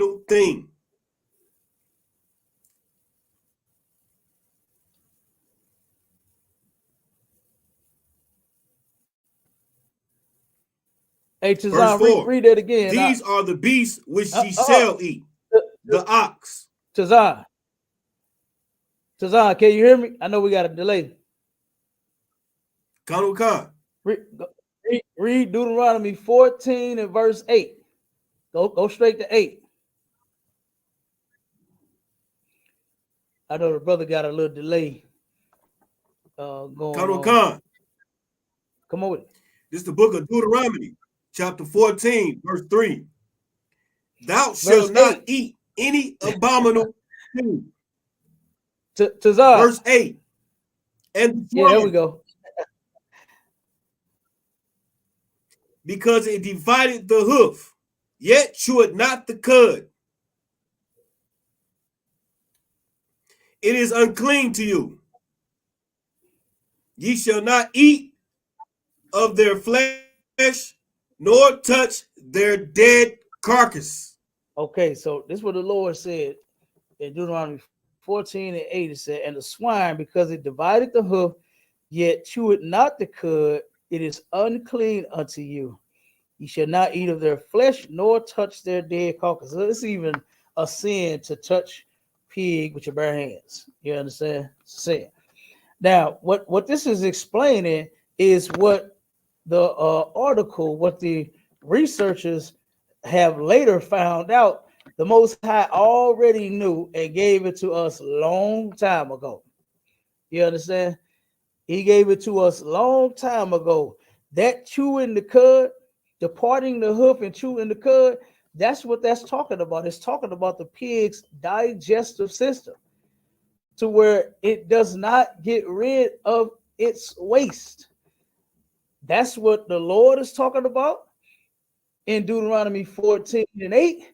And that is what the article, the professionals that did the research on the pig and its body, that's what they found out. The same thing. You understand? And a lot of people look at me crazy when I tell them that. Go ahead. No, Salaki, I got that scripture for you in 2 Maccabees chapter 7 for you whenever you're ready, sir. Salaki. God, okay. Did you get the other one about the swine's flesh on the altars? Get that one too. Swine's flesh on the altars. Come on, time, sir. Give me 1 second. Yeah, I got it. Hold on. I don't want it to drop me, sir. I don't know why I keep dropping me, but don't worry about it. You know the oppressor is the devil. The Bible speaks of him and his technology. Come on, sir. That's right. All right. It is first Mac. Keep where you at with second Mac, because I want to read that one too. I want to start at the very top of 7. But first Maccabees 1 and 47. I'm gonna have you read that in just a second. So what they like I said, what the researchers later found out, the Most High already knew. He already knew long time. He created the doggone animal. You understand? He already knew that the animal does not get rid of the waste in its body. He knew that. And that's why he told us when he gave us the laws that that's one animal that you cannot consume, can't eat. And what a good father to tell you that, hey, stay away from that. It'll make you sick. That's what he's talking about. That's what he means when he says it's unclean unto you. It's unclean unto you. That's what the Lord is telling you. First off, he don't have to even explain. You understand? He's the Most High. He could have just said, "Thou shalt not eat the swine" next, and cut it right there with that. But he went on to explain and say, it don't chew, even though it chewed the cud and divided the hook. Nope, it's still unclean unto you. You understand? This animal does not give. Most animals, what you will see, it's like our stomachs. You understand? You have a spot where things go and sit. With your food, you turn around and chew up your food and go down into your belly and sit in one spot, and it take all the vitamins, your body take all the vitamins and minerals out of your foods that you eat and distribute it throughout your body so you can stay healthy. And then the rest, it goes into another spot, and then it comes out of your body in the waste. That's how some animal systems are. Like cows, you'll see one stomach to where as soon as they eat the grass, it'll be sitting on one side, but when it's ready to come out, it's sitting in another. You understand? That's because whatever they chewed up, all the grass and everything they didn't got everything that they gonna get out of it, and then it goes into the waste, and the cows turn around and then they push it out. You understand? What did Pop say on Friday? He got to go to number 2, Stanley. You understand? He got to do a number 2, Stanley. You got to get out of the way. So the animal's the same way, except for the pig. The pig, even though he chewed the cud, and he turned around and he leave droppings everywhere too. But he don't have that system. His system doesn't break down the good things from the bad things and utilizes the good things and gets rid of the bad things. His body don't get rid of the toxins. It stay in there. It stay in there. It stay same way with like shrimp. It do the same thing. Black people really think that they doing something by taking that little strip of doo-doo out of the doggone shrimp when it's contaminated. The shrimp is contaminated. There it is, right there. That's the proof of it, that you gotta pull it out. Like it don't go nowhere. It stay in the body. Right. You understand? To the point to like if I could, sir. Right. Go ahead. Like if I could, sir. And a lot of Christians say this, man. They a lot of Christians say this. You are what you eat. You are what you damn eat. You know what I'm saying? And if you eat that nasty, disgusting pig, that's what you are. Mm-hmm. You just a nasty, disgusting pig. You are what you eat, man. Shalaki, sir. Okay, it'll swear. Absolutely, that's what they doing. You know, that's what you are. You eating bacon with them eggs. You eating a pork chop. You know how many Christians are preparing pork chops right now for dinner after they done had their church service? Almost all of them. Almost all of them are preparing pork chops. I see it all the time, Cap. All the time. And then the deacon or the prophetess of the family is the one gonna be doing the prayer. They gonna pray over the pork chop. You understand? Once it's cooked, once it's all fried, the pastor of the family or the deacon or the reverend of the family gonna get up and they gonna pray. All right, let us hold hands. And they gonna pray. They gonna pray over that pork they about to eat, which is disgusting. But we're not supposed to be eating it. It's in the law. We just read it.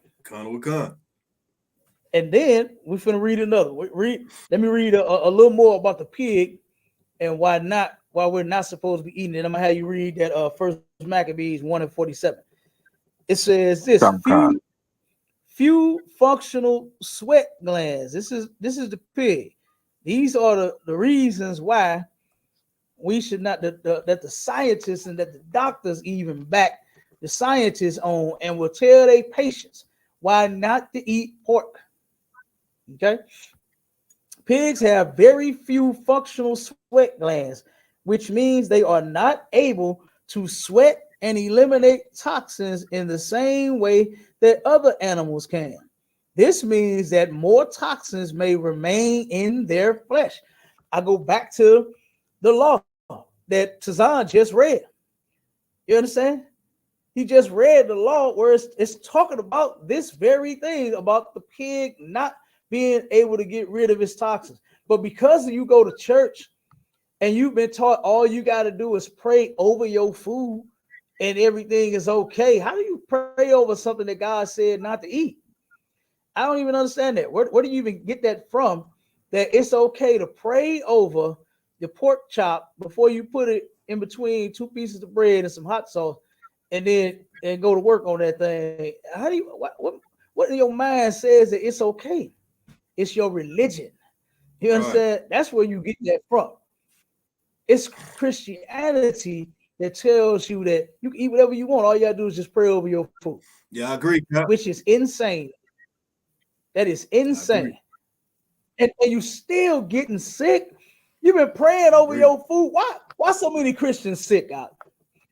Why are so many Christians sick? Damn near every last one of them got something going on with them. And it's due to the way that they either eat or they smoke. You know, a lot of them smoke too. A lot of Christians smoke like hell, cigarettes, weed, crack, and some more stuff.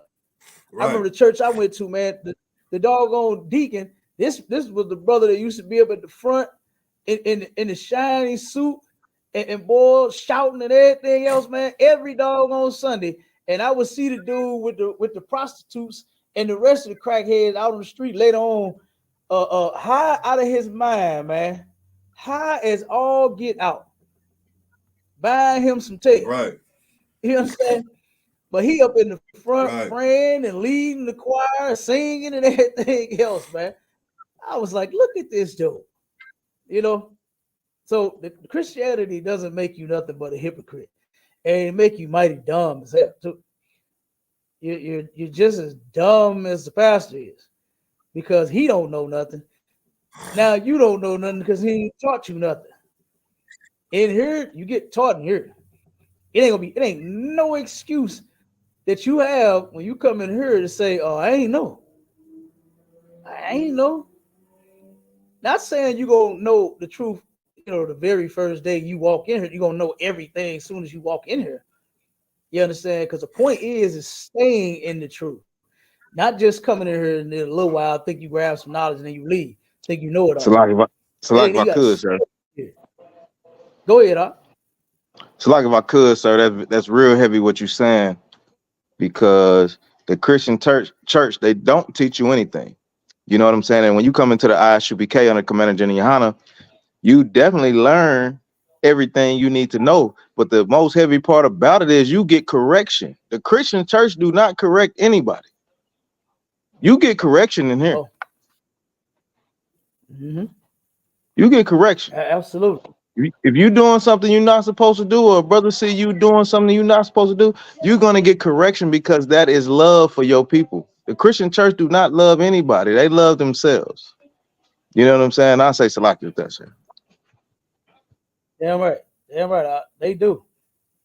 Christianity makes you selfish, man, extremely selfish. And it's disgusting. All right. I'm gonna read the next one. Number 4, it says increased risk of colorectal cancer. According to the World Health Organization and the International Agency for Research on Cancer, the consumption of processed meat such as bacon, ham, hot dogs, and sausages increases the risk of colorectal cancer every 50 grams, which is 1.8 ounces of processed meat consumed, increases the risk by 18%. So, man, that's almost that's like a half of a portion size of meat they claim you're supposed to have every setting. Ain't it 4 ounces of meat? That's 1.8. That's almost half of the pork chop. You understand? Yeah, that's half of the pork chop. Oh God. You increase the risk. half of the doggone the bacon that you're putting on, you eating about 4, 5, 6 of them strips. You know what I'm saying? That's about what half of it. What about 6 sausage links you get? 6 sausage patties that they give you. Yeah. That's about more. all of that. All of that is about half. Yeah, that's about half of the 4 ounces that you're supposed to eat. You understand? And here you are, and you are increasing the chance of you getting cancer, all because of you consuming pork, a meat that is unlawful. You can't pray this. You can't pray this away and continue to eat pork. You can't say, "Oh Lord, forgive me for eating pork," and then keep eating pork, and then don't think that none of this stuff is gonna happen to you. All right, I'm gonna read this one. I'm gonna have you read that scripture. Right? Number 5 is increased risk of bladder cancer. A study published by the University of Texas, MD Anderson Cancer Center. Hold on, let me say it again. A study published by the University of Texas, MD Anderson Cancer Center found that the recurring consumption of well-done or burnt pork increases the risk of bladder cancer. When pork is cooked at high temperatures, it creates heterocyclic. I think I said that wrong. Heterocyclic amines. Let me look that up. See what the hell that is. Heterocyclic amines. HETEROCYCLIC which can cause cancer. All right. It said when pork is when pork is cooked at high temperature, it creates heterocyclic amines, which can cause cancer. The study, which spanned 12 years, found that the group with the highest meat consumption were 50% more likely to develop bladder cancer. That's a 12-year study. That's a long time for them to be studying this. That ain't nothing that they just turned around and said, you know what? I think that this is doing this. Oh no. This was something that they had been working on for 12 whole years. Yep. Now, go ahead. Give me that. Maisha, you looking that up? Maisha, keep looking that up until you Come get on, that. God, sir. God, ain't no sweat. I got That's like it, sir. I got the scripture. I got the scripture for you real quick. Hold on. Okay. And I Yeah, got give me the definition, sir. Oh, you got the definition? Yeah. What is that? Go ahead and read it. And hold on, Maisha. Go ahead. Heterocyclic. HETEROCYCLIC, right, sir? Yeah, that's it. Heterocyclic amines. What is that? Denoting a compound whose molecule contains a ring of atoms of at least 2 elements, one of which is generally carbon.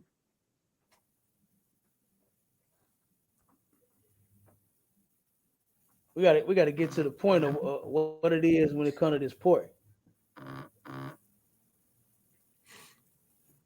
I yield, Cap. That's all that came up. That's all. Okay, Kyle. We'll figure it out.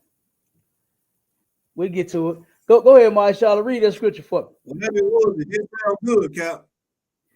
Oh, if it's causing cancer, no, it ain't. Because you know that, or what they say is there's several different things when you cook foods at certain temperatures, it create, you know what I'm saying, different different things that's actually harmful to the body, you know. So and obviously this is one of those things that that is actually harmful to the body, because you got to fry the hell out that pork. I only seen pork chops fried on high, definitely.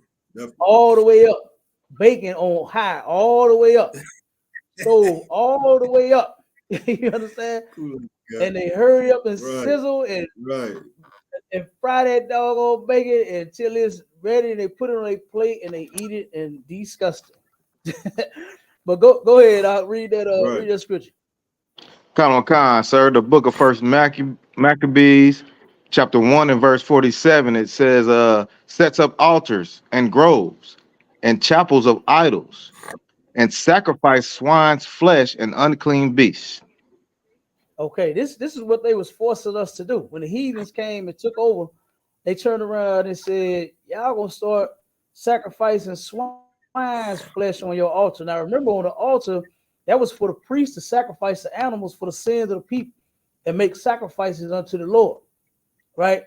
Now they said, you know what y'all gonna do on them altars? You're gonna sacrifice swine's flesh. You're gonna put that pork on there.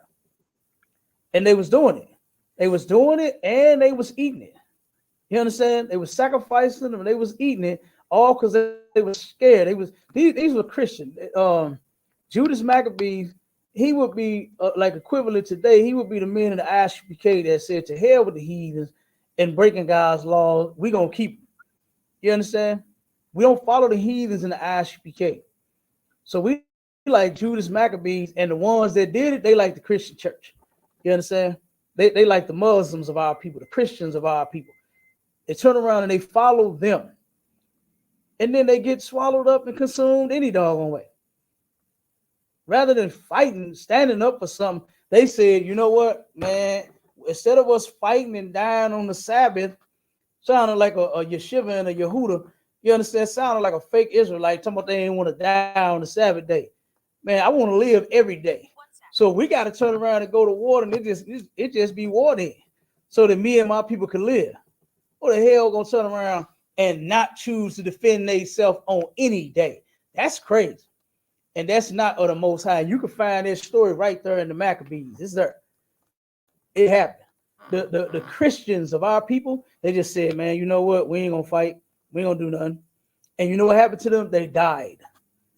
They died. And the ones that lived, they said, okay, I'll just do it. And they sinned against the Most High. And that's something that you can't do. You can't turn around and agree to do what the heathens say, all because your life was threatened. Hey, you just might have to go. So what? So be it. What do you say back in the day? What are you, a yellow belly? You're a coward? Are we men or are we mice? You understand? A whole lot of sayings when it comes to that. A whole lot of sayings when it comes to that. You're right. And guess what? We damn sure ain't no mice up in here. And we choose to live every day. And defending yourself, guess what? That's lawful on whatever day it comes.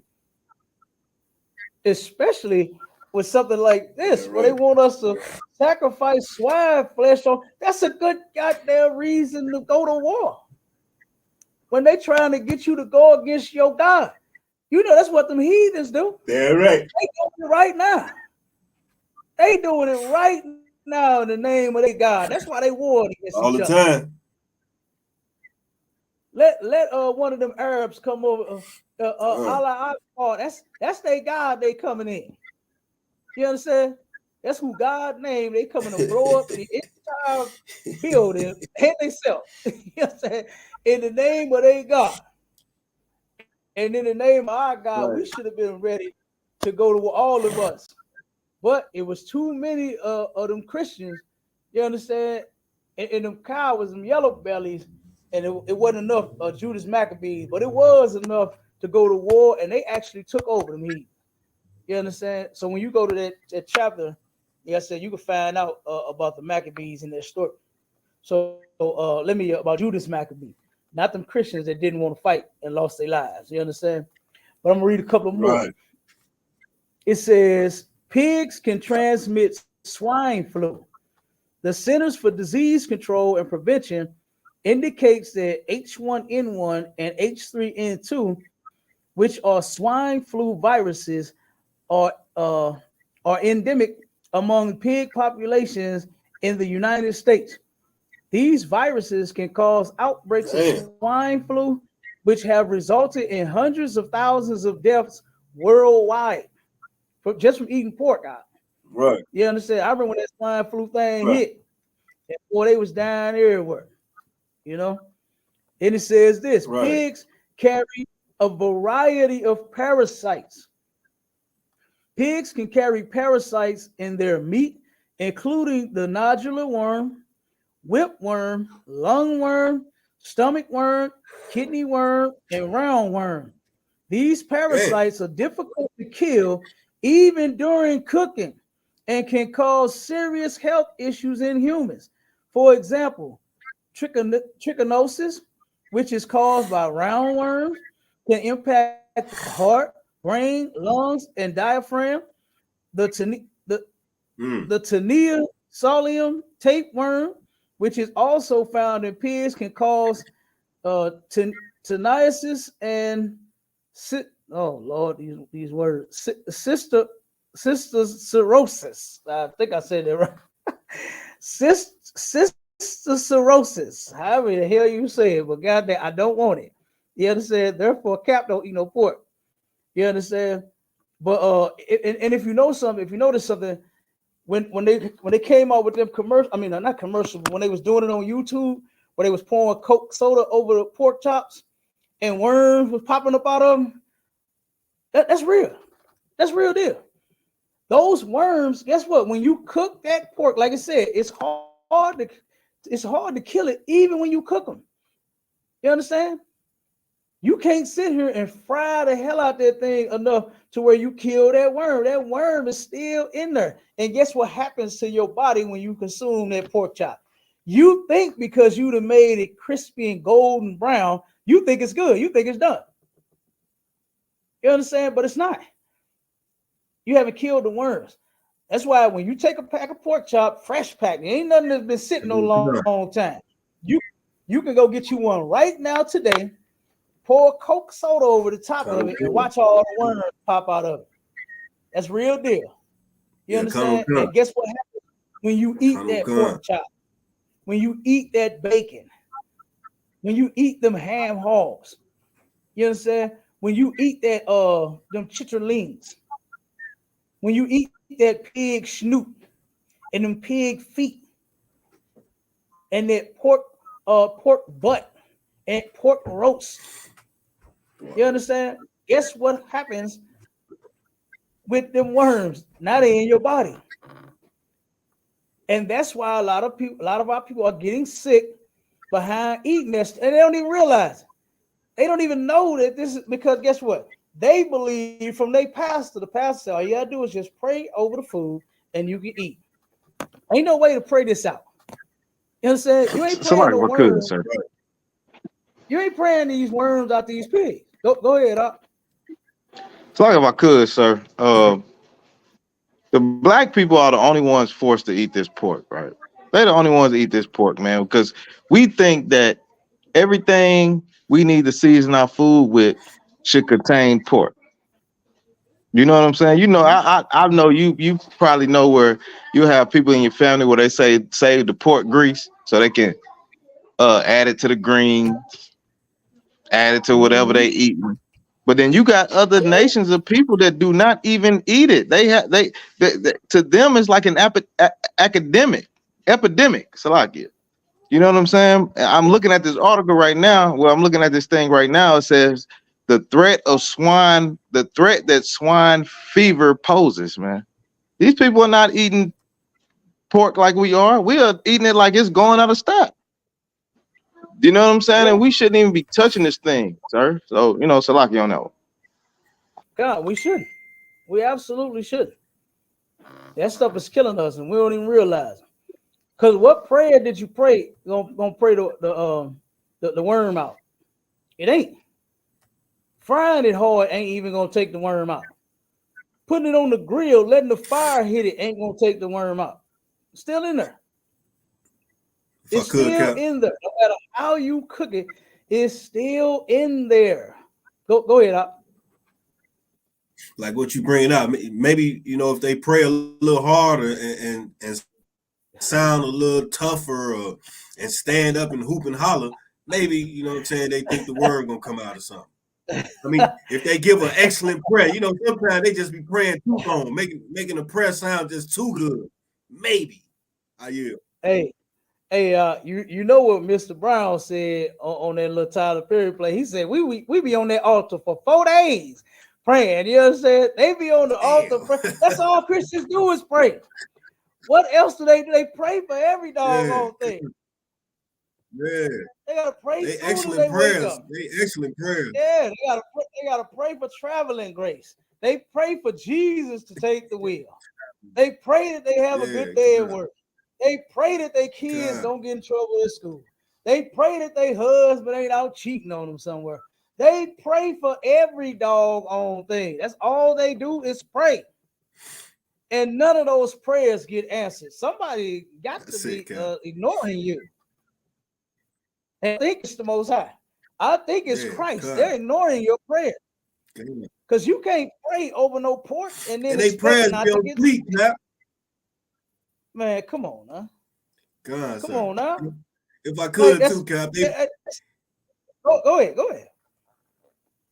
I was saying, if I could, man, they prayers be on fleek, man. These prayers be sounding wonderful, man. But the Most High ain't with none of that, man.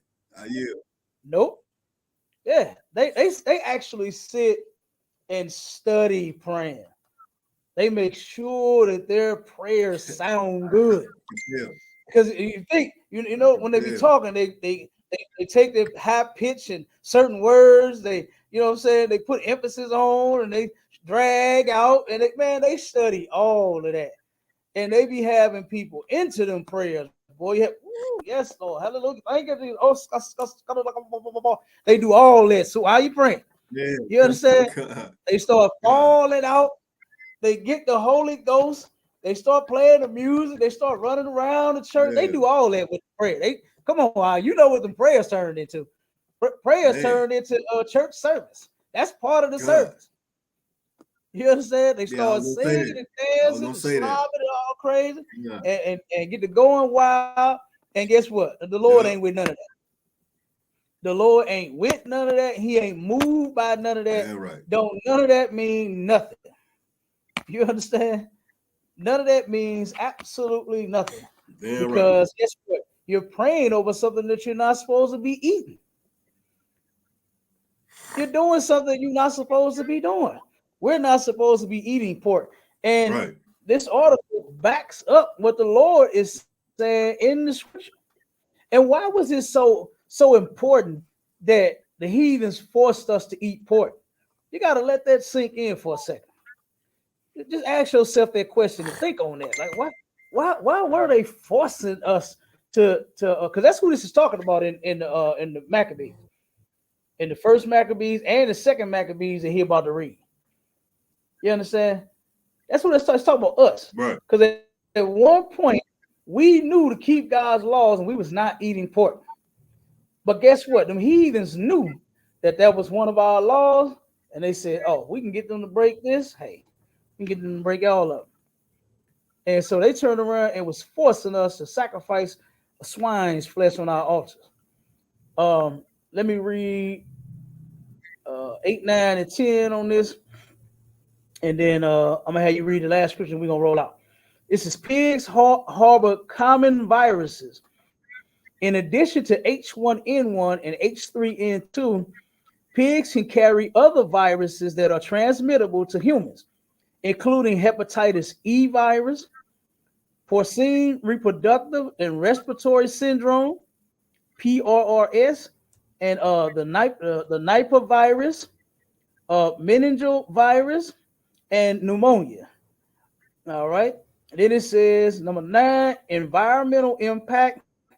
The pork industry has a significant environmental impact. For example, it is a major contributor to water pollution and deforestation.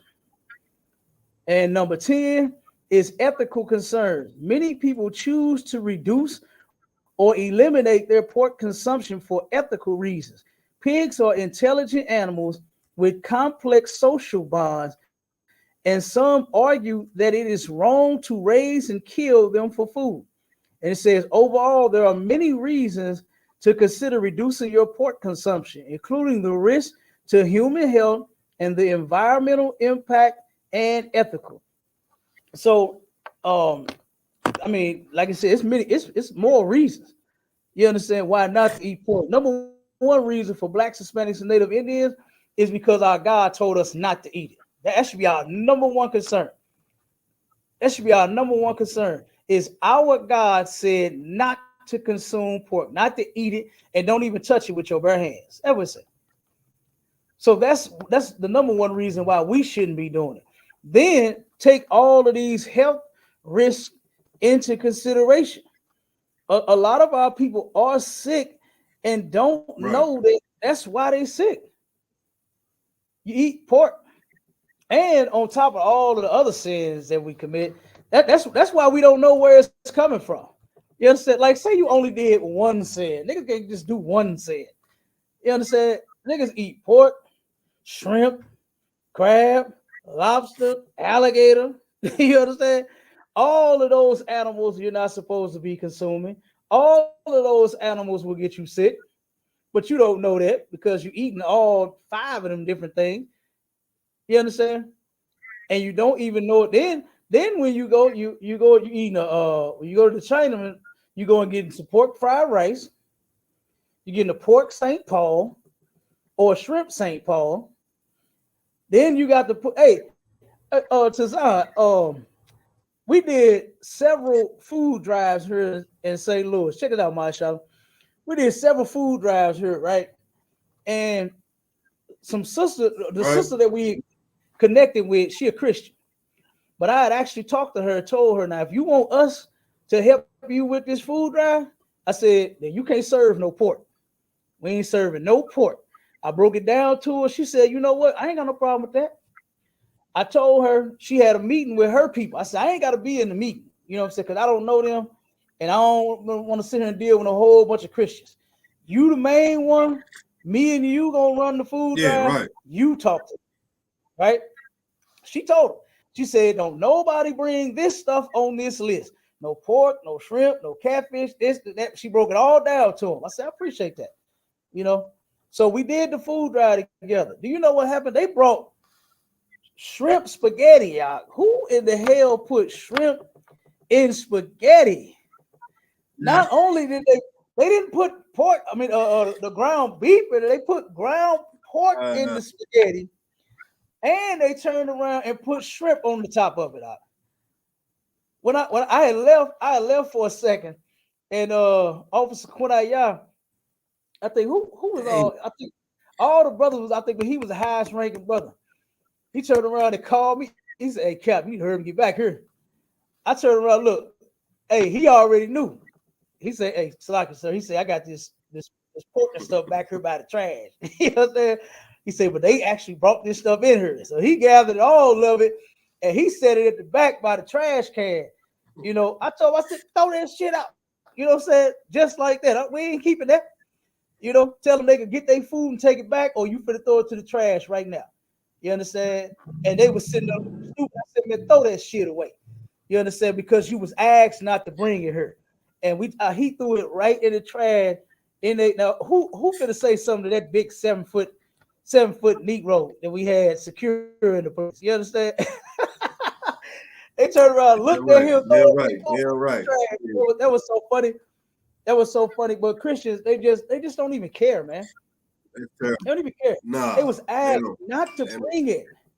Like I said, the one sister, she did do her job because she had talked to somebody else. She called me back. She said, man, you know what? She said, you're right. She said, because other people telling me not to serve black people pork too. She said, other people, she said, so I'm going to do it. You know, because she really wanted to get this off. And it was huge, man. We fed so many doggone people that one day we had 12 tables set up with food, clothes, giveaway, all kinds of stuff, shoes and everything. They took all of it. All the food that we had cooked and fried, man. We had fried chicken, man, good old food. Oh, man, it went down. And they took it all. There was if I could. Go ahead, Doc. Yeah. What you bringing out heavy? I just wanted to kind of ask a question. This is for you too, my Aisha. Cap, when you doing them food drives and y'all serving that food, you be having the ribs out there helping you serve, or do it be the brothers? It be mainly the brothers, right? Or the ribs also? No, it be brothers and sisters up here. You know what I'm saying? We let the sisters help out. You know what I'm saying? So like if I could, sir. One second, Warrior. The sisters end up helping out. You gotta know your city, right? Say for instance, if the area that you in, might be a little too dangerous, what I'm saying, for the sisters, then you can let them fall back. It ain't nothing that they can't help with, what I'm saying?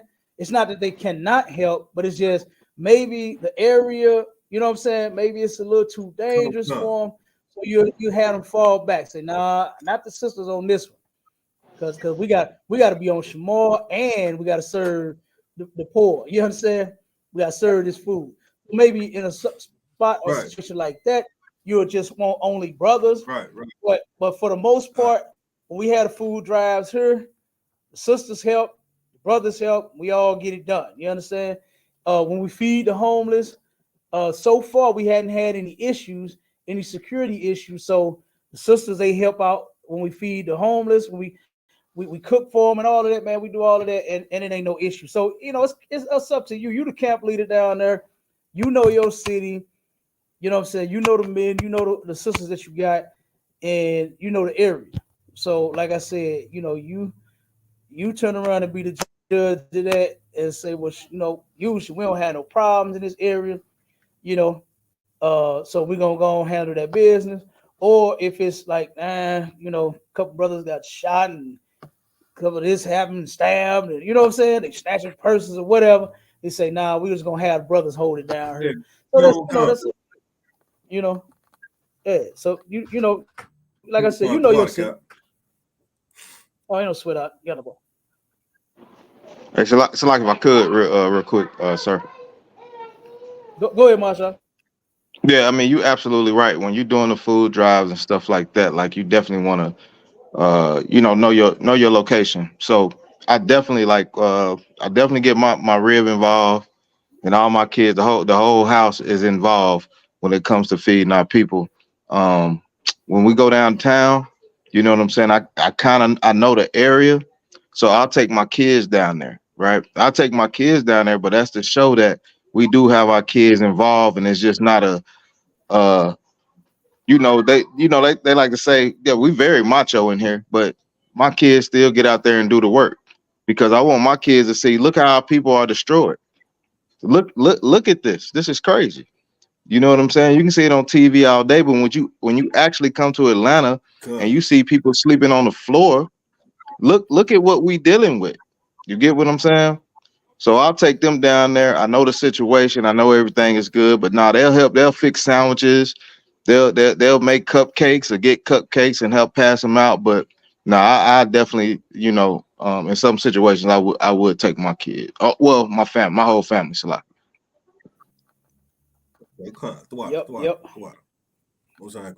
Yeah, read that Maccabees 7, and we're gonna be Khan, sir. The book of Second Maccabees, chapter 7, verse 1. It came to pass also that 7 brethren with their mother were taken and compelled by the king against the law to taste swine's flesh, and were tormented with scourges and whips.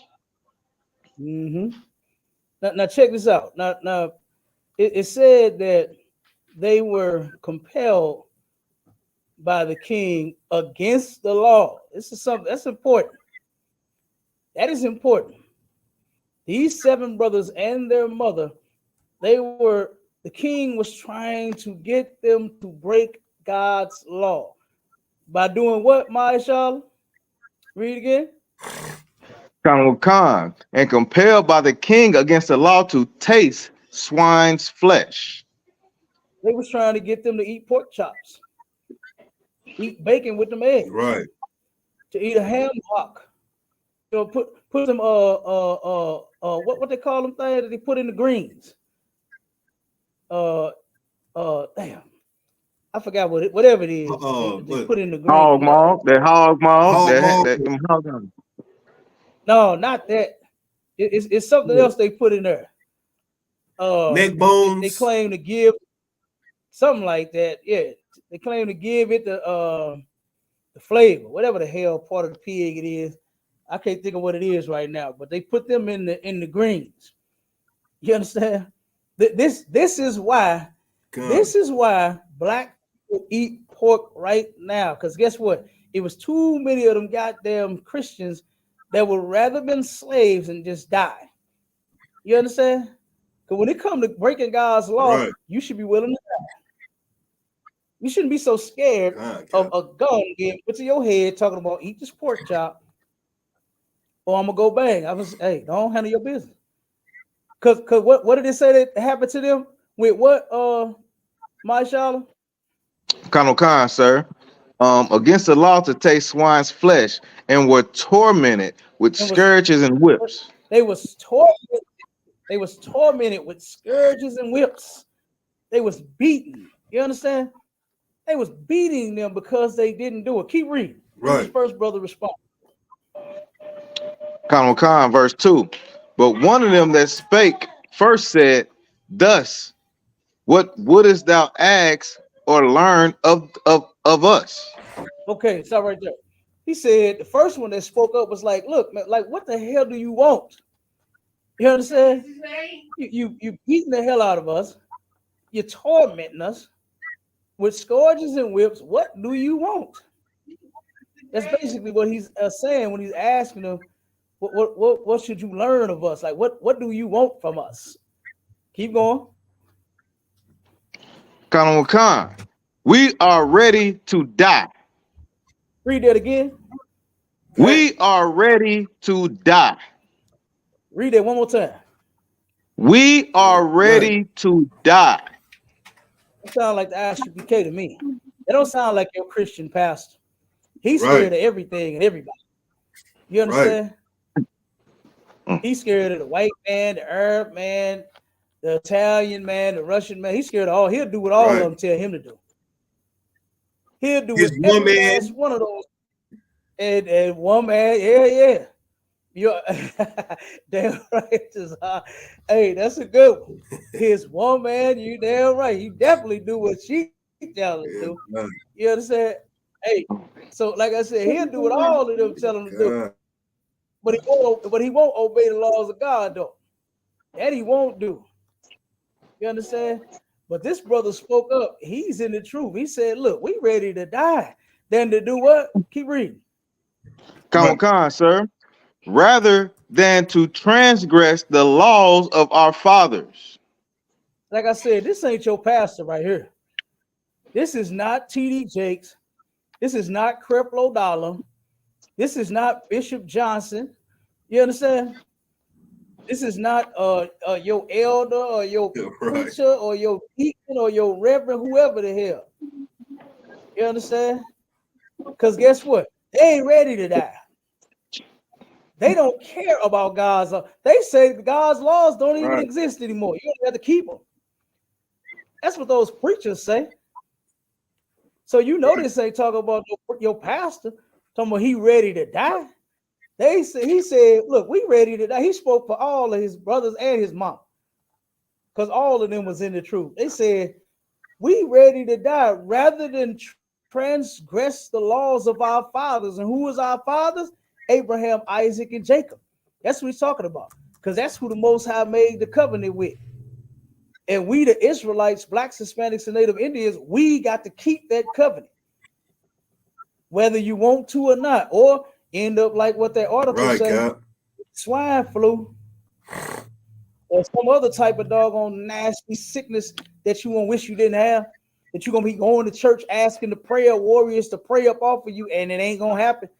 The doctor just gonna put you on more and more medicine until you are gone. That's what's gonna happen. Right. That's what's gonna happen. So he said, we ready to die rather than to break God's laws. And I'm gonna tell you something, and then we're gonna get out of it. I remember when this was when I first came into the truth, my first Passover out there in New York. And this the mighty officer Ryan. This was when this brother was a young officer when I came into school. And he broke this story down to me. All of us was sitting, all the troopers, we was all sitting in the room, and I think he was the highest ranking officer at that time. That was at the barracks up in Philly at that time. Everybody else was gone, and turned around, and this brother broke out. Of course, now you know how the men in the ISUPK are always teaching. You understand? And that mighty brother, Mr. Fitness, he broke out a workout for these troopers. You understand what I call Ryan, Mr. Fitness. You understand? And that brother owned a gym and he got all kind of stuff going on out there in Chicago. Yeah, he on that. You understand? So hey, he be on point. You understand? And Mr. Fitness turned around and put a workout out for the new troopers out there. And this is the story that he read and broke down. And I'm sitting here like, damn, I'm listening to him break this story down. And then I'm like, damn, I gotta be like this brother right here that's teaching me this story and the men in that book. You understand? Because Ryan, not only do he look like he keep the law, he actually keep them. Not only do that brother look strong, he's actually strong. And I ain't just talking about his muscles. Damn right. That man got the strength to turn around and not break the laws of God. And he was teaching us to do the same thing. And this was my first experience, man. It was a wonderful experience, man. Just coming into the truth, serving the Lord for the first time, and being up under such great men, man. I'm telling you, it was a wonderful experience. That barracks, boy, hey, if you ain't a soldier, you ain't gonna make it out there. I'm telling you. Tell you don't go to the Philly barracks if you ain't a soldier. You don't plan to be. You understand? if your plan is to just be a yeshiva and a Yehuda, then you can stay where you at in that fake Israelite camp you got. Stay over there. If you want to be a soldier, like me and my brothers, and you come in here and go to the Philly barracks, and I'm telling you, definitely make a soldier out of you, boy. I'm telling you. Like I said, Captain Akkad, Captain Shapar, and Captain Ahmad, no joke. Them brothers is no joke, man. I'm telling you. Oh, those men are soldiers, brother. I'm telling you. And I love every minute of it. You understand? But yeah, that brother broke this story down, the whole thing. You understand? I was sitting here amazed. I'm looking at this young man. This dude was young. He was a teenager. Ryan was a teenager. I'm a OG. I got niggas his age calling me OG in the hood. You understand? And I was 30 years old. You know, they calling me OG, and here this young man is got more knowledge than I did at that time. You understand? I was amazed. As a matter of fact, he wasn't the youngest officer. Maccabia was younger than that. Maccabia was, I think, 14 or something when he came in here. When I was in here. Matter of fact, no, he was already in here, and I was up under him. He's an officer. He 15, 14 years old, an officer. You know? So, like I said, the knowledge that young man had, hey, he knew exactly what he was talking about. And like I said, I'll never forget that. That was my first experience out there dealing with, the whole school, Passover, everything, everybody, man. And that brother sat there, and like I said, he took the time out and talked. You know what I'm saying? And I've been holding on to it ever since, because that story about those 7 men and their mother, I wish their names was in there. You understand? I wish every man and the mama's name was in the book. Right. Because, man, they was great. They held down the truth unto death. That's what they did. They kept the laws unto death. So, if I could, real quick, sir. When you get into finishing the story, I mean, when you get into reading the story and all that, man, hey, they were no cowards, man. They were no cowards, and they stood on what they believed in, man. And that's what needs to happen in our communities, man. That's what needs to happen in the Black, Hispanic, and Native people community, that stand on what you believe in. Yeah, right. These brothers right here in this story, they stood on it and said, hey, let's get it on. Do what y'all gonna do. You know what I'm saying? Salakia, sir. Damn right. Damn right. And guess what? That could actually fix the Black community. God's laws, statutes, and commandments will actually fix all of the problems that exist in the Black, Hispanic, and Native Indian community. It will fix it all. If we would stand on it. You understand? If we stand on these laws together, and if we turn around and say, you know what? We ain't selling drugs, we ain't using drugs. We ain't celebrating Christmas. We ain't giving away Christmas gifts. We ain't decorating no tree. We ain't decking the halls, balls of jolly. We ain't doing none of that. We ain't celebrating no birthdays. We not going to strip clubs. We not RAPE women. We're not going to defile children. We're not going to do none of that. We're going to keep all the laws of God, and the black community will be safe again. It will be safe. It will be safe. But we come up with so many different excuses, you understand, behind our oppressor and all of his doings. We make excuses to continue to eat pork. I guess so many people say, oh, man, you got to die from something. Why in the hell would you want to die because of a pork chop? Make that make sense to me. You understand? I want to go out doing something great, like the work of the Lord. You understand? That's what I want to do. I don't want to go out because, oh man, you know, eating them ham hocks. He kept eating them pork snoops. He turned around, he got sick, got that cancer. Now he's out of here. I don't want to die because of that. I don't want to die because I can't stop eating pork hot dogs. Like, you know what I mean? Like, that's crazy. That is insane to me. I just don't understand that. You know, we make so many different excuses, you know, behind following our oppressors and making a reason why it's better to do what he say do than our God. These men in that story, they said, oh, the hell with that. Oh, no. Oh, no. We are ready to die, man. You can continue to torment. And matter of fact, that first brother, they tried to make an example out of him. They cut out his tongue and dismembered him completely everywhere. Legs, arms, rod, everything. They dismembered him completely. And you know what happened next? Right. The other brothers fell right in line with their brother. And because of that courageous act that all of them did, even their mother.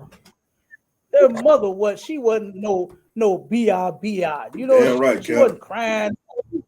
Go ahead, come on, son. No, don't do it, my babies. No. She said, you know what, son? Hey, handle y'all business. Mama will see you in the next one. You understand? That sister was what Master P said? Bout it. Them 7 brothers and that mother was bout it. And they stood against breaking God's law for eating a piece of pork, man. But you can't get that out of our people now. The only somebody that's ready to die and most certainly is not going to break the law for eating no pork chop is the men and the women in the ISUPK. Even our children in here. You heard how my nephews and my little nieces is. They looking at packs and boxes and packages talking about, hey, ain't no pork in here, is. You know what I'm saying? They read fine print across the back. That's right. Making sure ain't no pork in here. You understand? Hey, damn right. You know what I mean? Yeah, like, come on. Like, that's what we're supposed to be doing, teaching our children not to break God's laws too. You understand? And you damn right. Checkmate. You understand? Checking them Christians. While them Christians is just sitting there, can't wait to have their next piece of pork. Ours is turning around and going against any pork chop or ham hock you try to put on a plate. Yep. Hey, so like if I could, sir, I just want to say something real quick. I mean, it kind of go off topic. I know you've been in the class real quick. I was joking with my kids. They was like, Dad, you know, we need new bikes. I was like, all right, I get y'all some new bikes, but y'all gotta wait for Christmas. And they said, oh, they went crazy. They were like, you know, we don't celebrate no Christmas. I said, damn right. Next thing you know, we have to start getting bikes, man. 'Cause I'm like, my kids don't celebrate no goddamn Christmas. Yeah, damn right. Damn right. You know what I'm saying? It's a lot here, sir. Oh, ain't no sweat. Yeah, but thank God you teaching them not to celebrate Christmas. And see, they knew that was a test. They passed that with flying colors. You understand? They knew that was a test. Yeah, you got to test them like that. You got to do it like that. Hey, they're right, Ottawa. They're right. With flying colors. They passed with flying colors. Yeah, I get it. And look,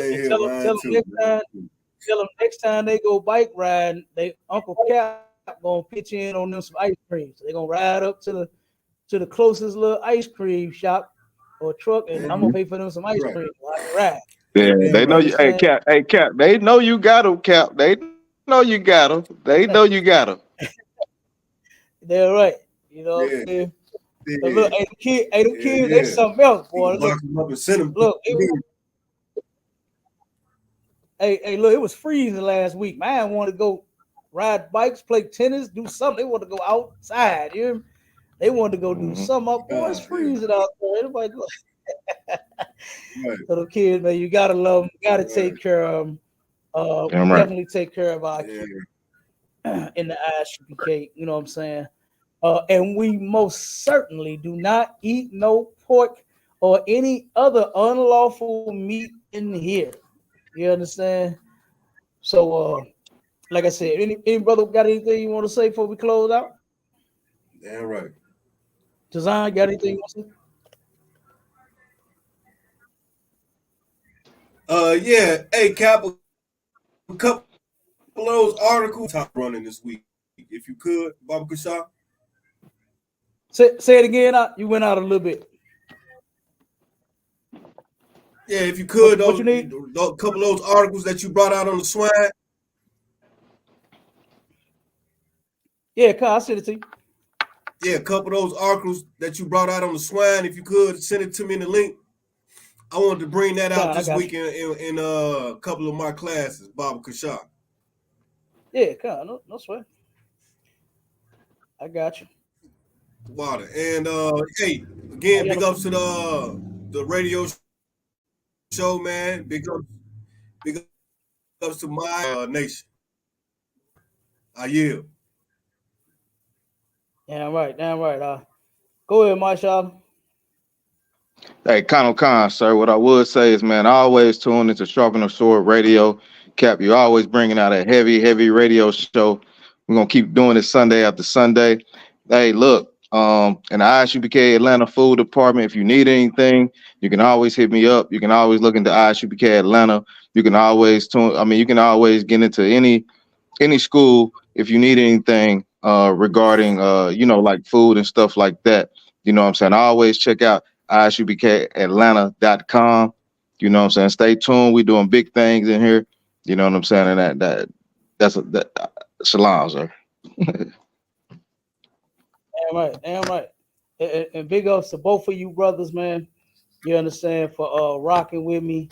You know what I'm saying? Every show without fail. You understand? Like I said, I appreciate you brothers, man, for making the show. You feel me? Ain't nothing like doing this work with your brother. You know what I'm saying? Ain't nothing like it. And because of it, like I said, look at what it turned around and do. Start inspiring other brothers to do things. Because I got inspired by watching Commander General YAHANNA's radio show. You know what I'm saying? Before it was the Black Watch, it was real.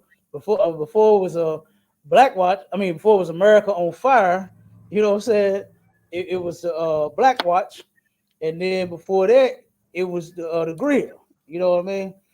And it used to go down. You know, it still do. You know, then I think Captain Tazariak. That's right. You know, Captain Tazariak show, his show. You know what I mean? All the captains. You know, Captain Mashak, Captain Azania. You know, all the captains got a radio show. Captain Mawakwa got the Round Table of Truth. You understand, all these shows and podcasts everywhere. So I was like, hey, I want to do me one. You understand? So I asked, got the approval, and man, been doing this for what, 3-4 years now?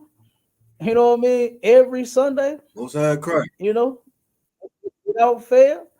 You know, so damn right. So like I said, and then Officer Tazan got a radio show. You understand? He got a podcast going down every Tuesday. What is it again? Heavy content. Heavy content going down. Damn right. This is the captain over Iowa. You understand? Going down.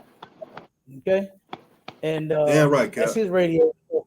And then guess what? My Charlotte, he was doing one in Atlanta, but he turned around and dropped that one.